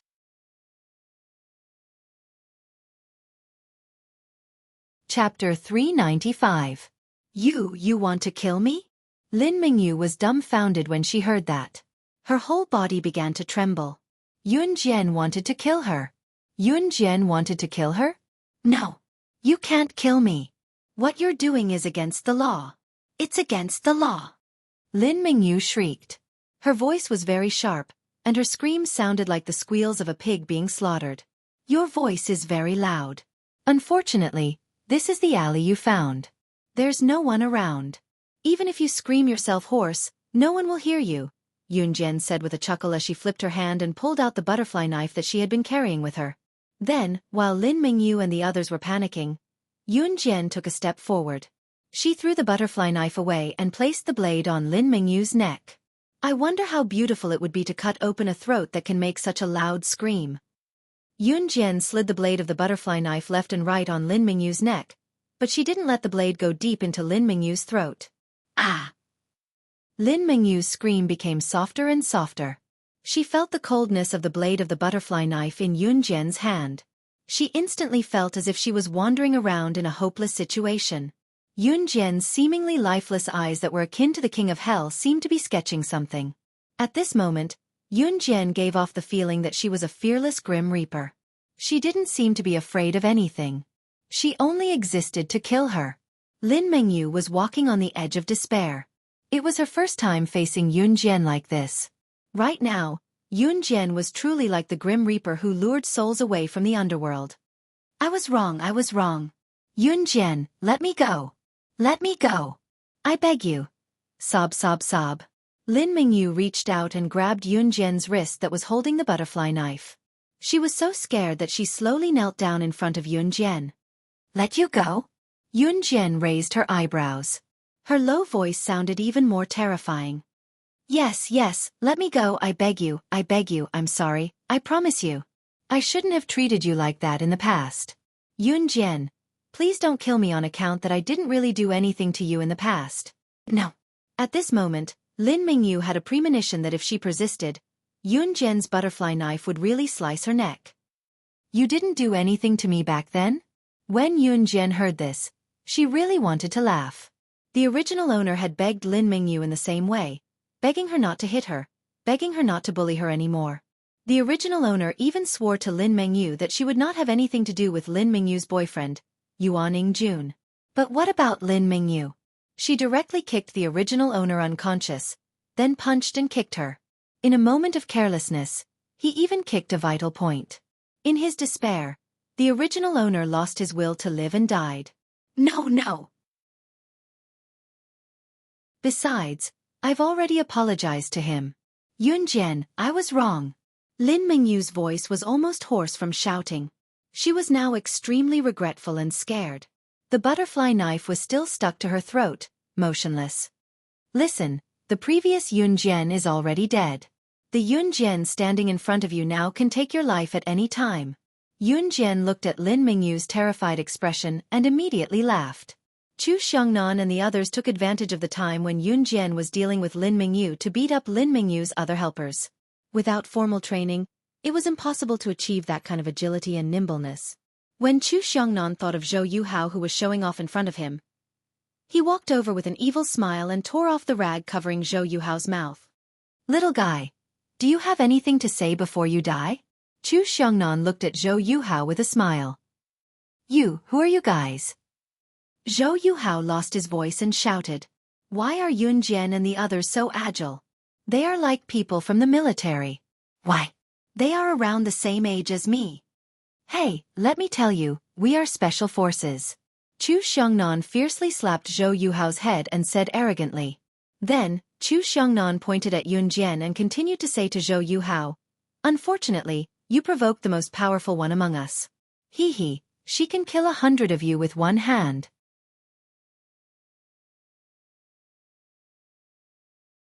Chapter 396. They were special forces. More importantly, Yun Jian was the strongest among them? Zhou Yuhao stared at Yun Jian and the others in a daze, fear and trepidation engulfing him. Special forces? Who were those people? They were people protected by the country. He couldn't move at all. And Yun Jian and the girls were so young. No matter how hard Zhou Yuhao thought, he couldn't imagine that they were special forces at such a young age. No, you're lying. Yun Jian, how could you be special forces? When you were in Xinjiang town, you were just a student. How could you be special forces? Lin Mengyu wasn't even afraid of the butterfly knife in Yun Jian's hand when she heard that. She looked at Yun Jian in shock and cried out again. When Yuan Jun and Lin Mengyu were dating, Yuan Jun fell in love with the previous host and kept pestering her. This caused Lin Mengyu to think that the previous host had seduced her boyfriend and beat her up.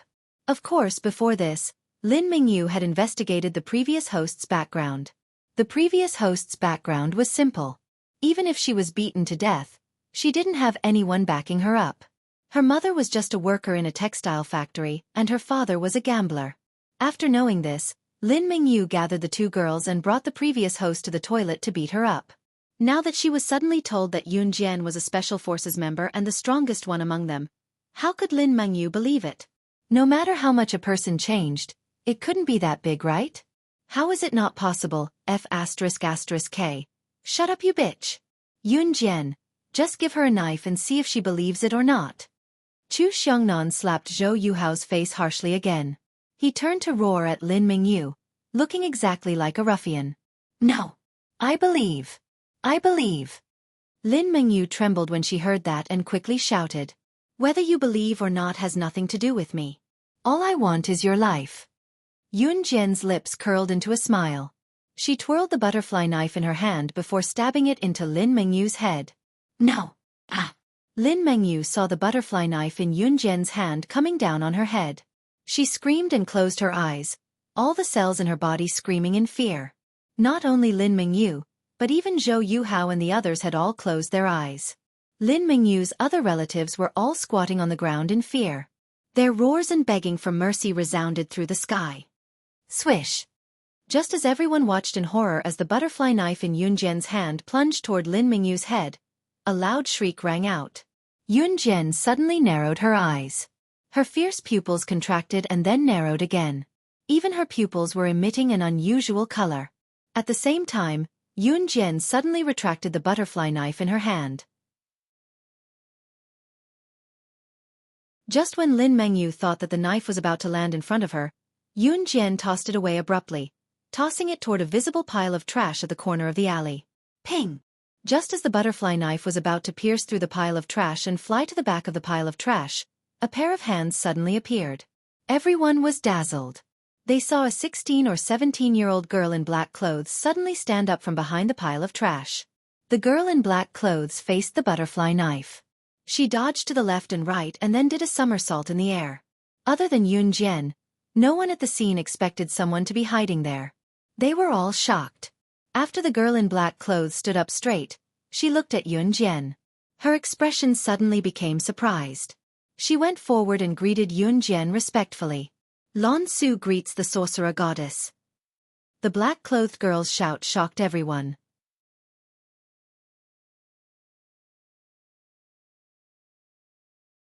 Chapter 397. The black-clothed girl who called herself Lan Su made Yun Jian and the others frown. Lin Mengyu had escaped death. Her face paled, and her eyelids rolled back. She fainted. As for Zhou Yuhao and the others, they looked at Lan Su in shock and fear.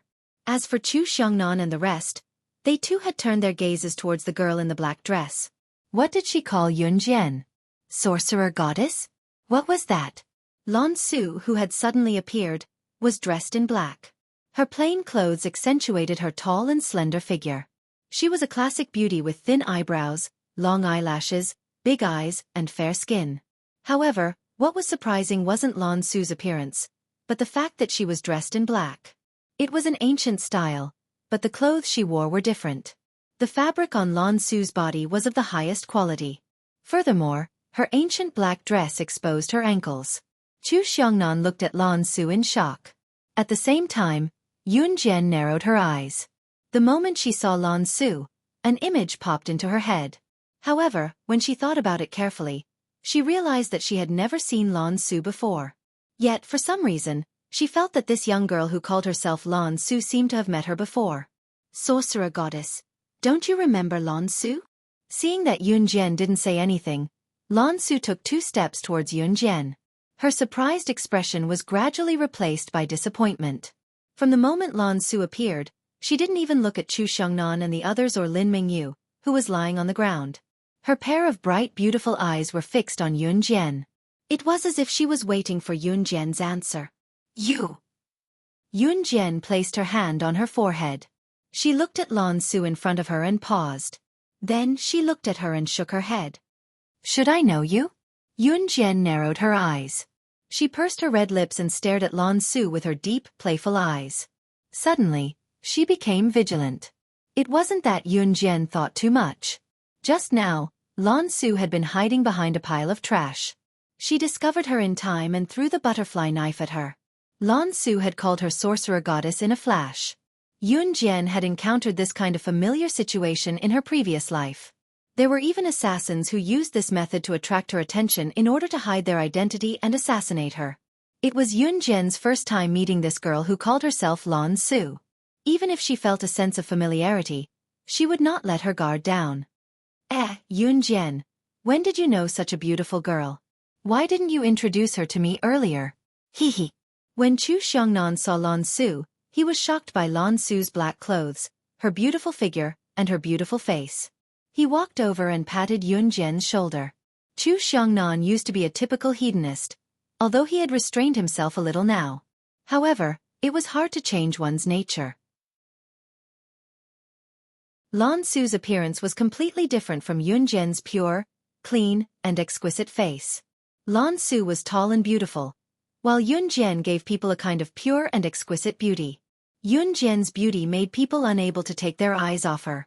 Chu Xiongnan, are you stupid? Yun Jian already said that she doesn't know her.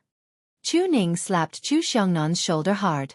She pouted and shouted unhappily when she saw Chu Xiongnan paying so much attention to other girls. Lan Su didn't even look at Chu Xiongnan. She kept her eyes on Yun Jian. Finally, she was silent for a moment and took out something from her arms. She said to Yun Jian, "Sorcerer goddess, you don't remember me, but it's impossible that you don't recognize this. In this world, only you and the Lord Immortal can send it back."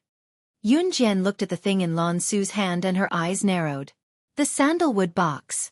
Wasn't the sandalwood box already in Yulong mainland?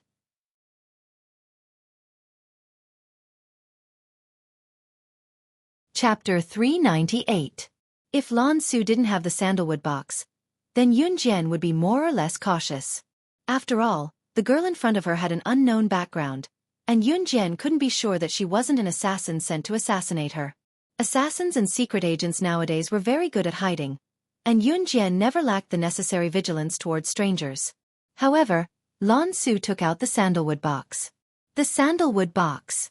Yun Jian naturally remembered that the sandalwood box was placed by Ce in the ancient tomb, at the opposite end of the stone cave that no one could pass through. It was a place that didn't belong to the real world. That place was called the Yulong continent, and it was a place that was completely different from the space they were living in now. Back then, there was only one entrance to the stone cave, and Yun Jian had experienced how powerful the mechanisms in that stone cave were. Normal people wouldn't be able to enter it. There were many people waiting for the stone door to open, but until now, no one had been able to wait for a year to enter through the stone door. Therefore, she could basically conclude that the girl in front of her, who called herself Lan Su, was from the Yulong continent. Back then, Ce had hidden the sandalwood box very well. If it wasn't someone from the Yulong continent, it would be impossible for them to discover the sandalwood box. Yun Jian pursed her red lips, but she couldn't help but look at the girl in front of her seriously. "I'm stupid? I'm not stupid. Go away. Don't get in the way of me getting to know pretty girls." Chu Xiongnan didn't hear the source of Chu Ning's anger at all. He even flicked Chu Ning's head and shouted. Then, Chu Xiongnan took advantage of the moment when Yun Jian was still in a daze to run over to Lan Su. He grinned and said, "Hey, pretty girl, what sorcerer god, monarch god?" Chu Xiongnan was an expert at flirting with girls, especially when it came to pretty girls who were to his liking. He would always think of ways to strike up a conversation. Lu Shiyun and the others face-bombed. They were no longer surprised by Chu Xiongnan actions. Just as Chu Xiongnan wanted to slowly strike up a conversation with Lan Su glanced at Chu Xiongnan. She looked at Chu Xiongnan and said coldly, "Kid, get out of my way."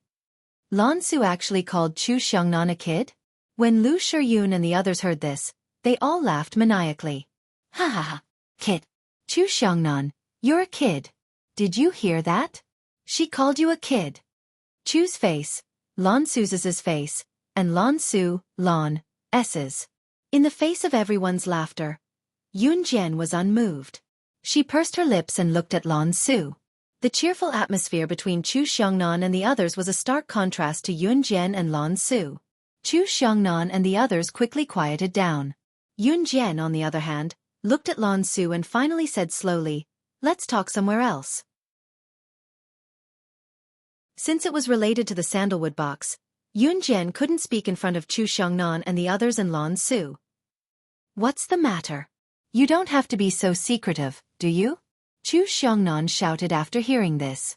As soon as Chu Xiongnan finished speaking, Chu Ning gave him a headbutt. "You two go ahead. We'll stand here and wait for you." Lu Shiyun was smart, and he gestured to Yun Jian. "Okay." Yun Jian nodded, and then said, "If you can't wait, you guys can go first." After saying that, she called Lan Su to go with her to talk alone. Yun Jian chose a quiet coffee shop nearby. After ordering a cup of coffee, the two of them sat across from each other.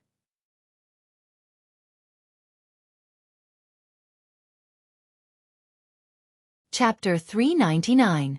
In the coffee shop, Lan Su's strange clothes attracted the attention of the people around her. However, most people's gazes only lingered on her for a short while before they moved on. Yun Jian asked Lan Su in a very soft voice. It was so soft that no one could hear her. When she asked, Yun Jian stretched out her hand and tapped her fingernails on the table twice. She pursed her lips and her eyes moved slightly. Her posture was extremely lazy.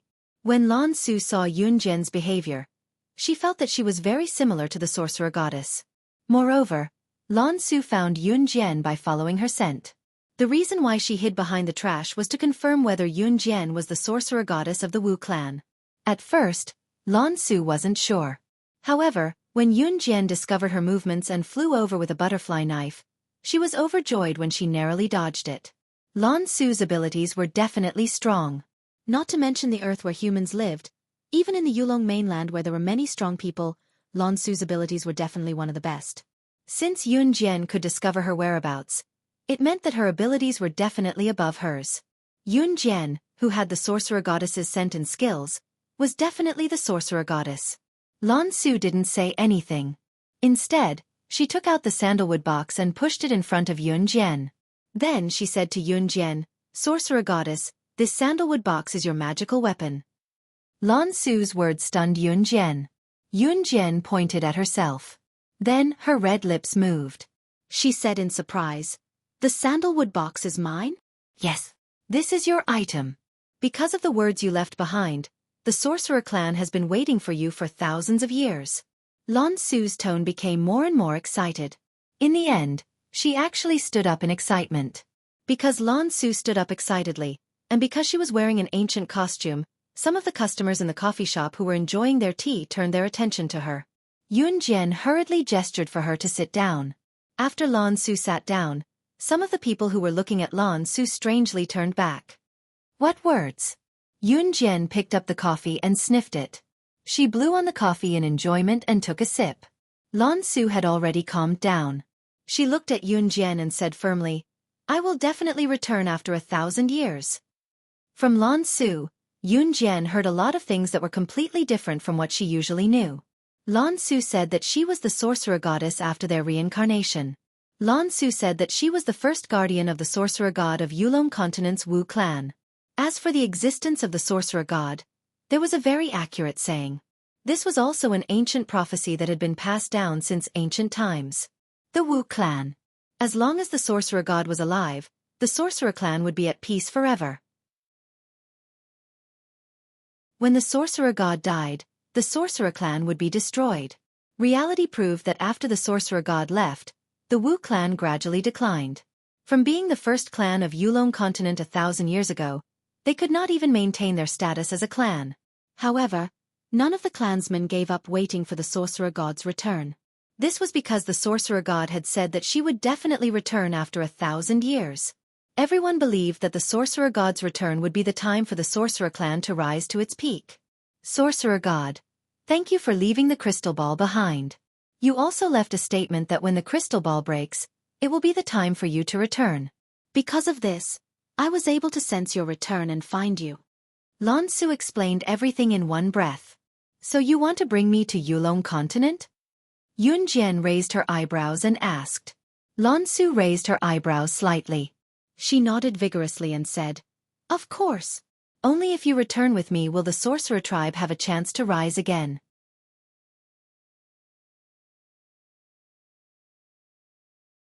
Chapter 400. Why? Lan Su was stunned. She shouted excitedly, but her face was filled with confusion and disappointment. "There's no reason. It's because I have my own life." Yun Jian placed the coffee on the table. She pursed her lips, and her eyes were filled with complicated emotions. Yulong continent. The old man who had helped her in her previous life was also there.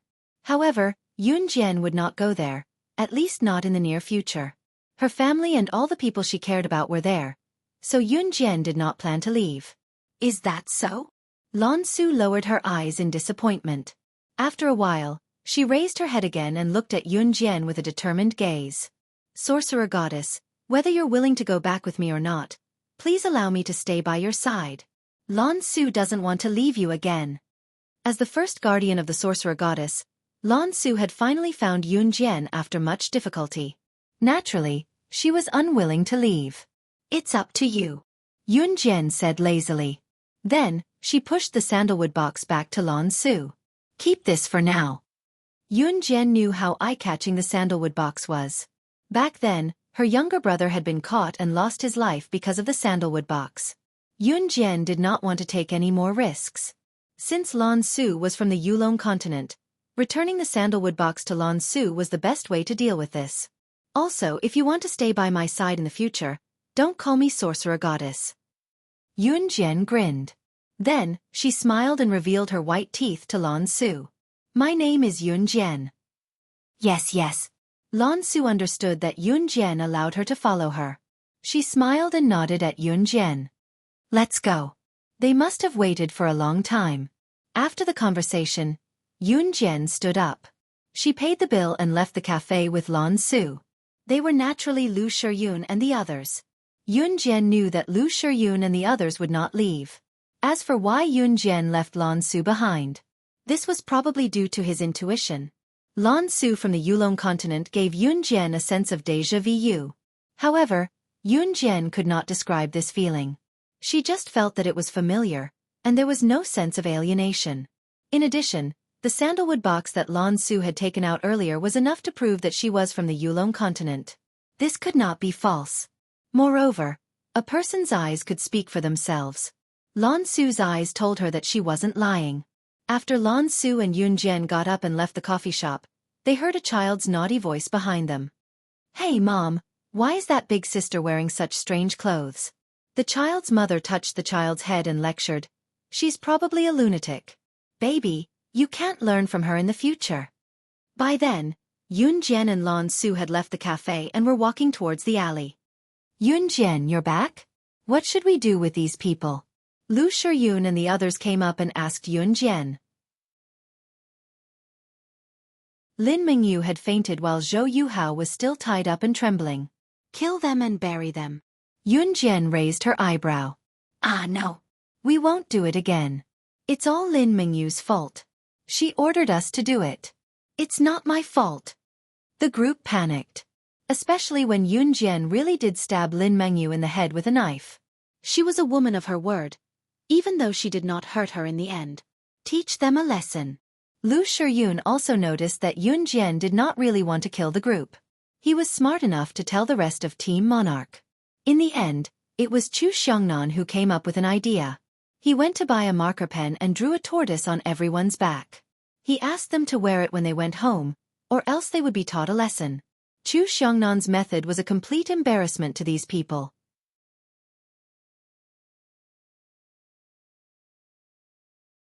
Chapter 401. She believed that this lesson would be etched in her memory for the rest of her life. Yun Jian brought Lan Su to buy a few sets of modern clothes. Lan Su's black outfit that resembled an ancient costume was too eye-catching on the streets. There were not many actors in this era and movies were not as popular as they were now. After all, it was rare to see a television set at home in 1998, let alone a color TV. Back then, the average monthly income of a citizen was only a few hundred yuan. And a TV set would cost at least a few thousand yuan to buy. Some people had to save up their salary for about half a year before they could buy a color TV set. Of course, no one was dumb enough to save up their salary without eating or drinking for a few months just to buy a color TV. After all, food, shelter, and transportation were the most basic survival principles under the premise of enjoying entertainment. Therefore, Lan Su's getup looked like a lunatic to others. Not many people would think of Lan Su as an actress. "Great sorcerer goddess. Yun Jian. Where am I staying tonight?" Lan Su almost blurted out the words, "Great sorcerer goddess," in a moment of carelessness. Since they were on the crowded street, Lan Su was quick to correct herself, so her words were choked in the cradle before she could utter them. Lan Su was older than Yun Jian, so she would not call Yun Jian's sister Jian. Moreover, Lan Su looked like she was only 16 or 17 years old, but she had lived for at least a few thousand years. Yun Jian knew this as well because Lan Su had admitted it herself. Lan Su had also told Yun Jian before that people in Yulong mainland could easily live up to a few thousand years as long as they cultivated. More importantly, there was a sacred spring in Yulong mainland. If humans used the sacred spring to wash away their impurities, they could cultivate like the people of Yulong mainland and live for more than a few thousand years. It was unfortunate that the sacred spring was long gone. Since tens of thousands of years ago, not a single human had stepped foot into the Yulong mainland. Yun Jian and Ce, as well as Ce's subordinates, Adam and Mo Sen, broke this record. I'll find someone to arrange a place for you. Yun Jian pursed her lips and said. After she finished speaking, she took out her phone and called Zhang Jifan's new phone. Beep, beep, beep. The phone rang 3 times. Zhang Jifan answered it on time. Hello, Sister Jian? Zhang Jifan's honest, middle-aged voice came from the phone. This thing could actually make a sound? Lan Su couldn't help but take a few more glances. In the Yulong continent, such high-tech products did not exist. However, Lan Su's tolerance was not bad. She had gradually accepted the new technology of the human world. She was just not used to it yet. Arrange a deluxe suite. It must be the best and most comfortable one. Stay there for the long term, Yun Jian said into the phone. Zhang Jifan, who was on the other end of the phone, was stunned before his voice came again. Okay, Sister Jian. Yun Jian hung up. Not long after that, the phone beeped with a message notification. Yun Jian looked up and saw that it was from Zhang Jifan. The address on it was the accommodation he had found. After Yun Jian arranged Lan Su's accommodation and settled her there, she went to Qing Yu's place. Qing Yu's residence was a complete suite with top-notch interior decoration. Qing Yu had saved up quite a lot of money after following Yun Jian all these years. Yun Jian was going to look for Qing Yu this time to tell her. 3 days later, she would return to the Kosha mercenaries with her. Before this, Yun Jian had already contacted Snake. Lizard. 3 days later, she would return to the Kosha mercenaries and eliminate them. Dong. Yun Jian had just knocked on Qing Yu's door when the door was pushed open. Unlocked? Yun Jian went in directly, but just as she opened the door, Yun Jian saw a familiar figure. On the sofa in the living room, Yun Yi was pinning Qing Yu down on the sofa with her elbow propped up, both of them in an extremely awkward position. Yun Jian was speechless. You're tuning in to the Xiaofan's Wuxia Tales YouTube channel. Don't forget to subscribe and join us on this journey to catch the most captivating stories.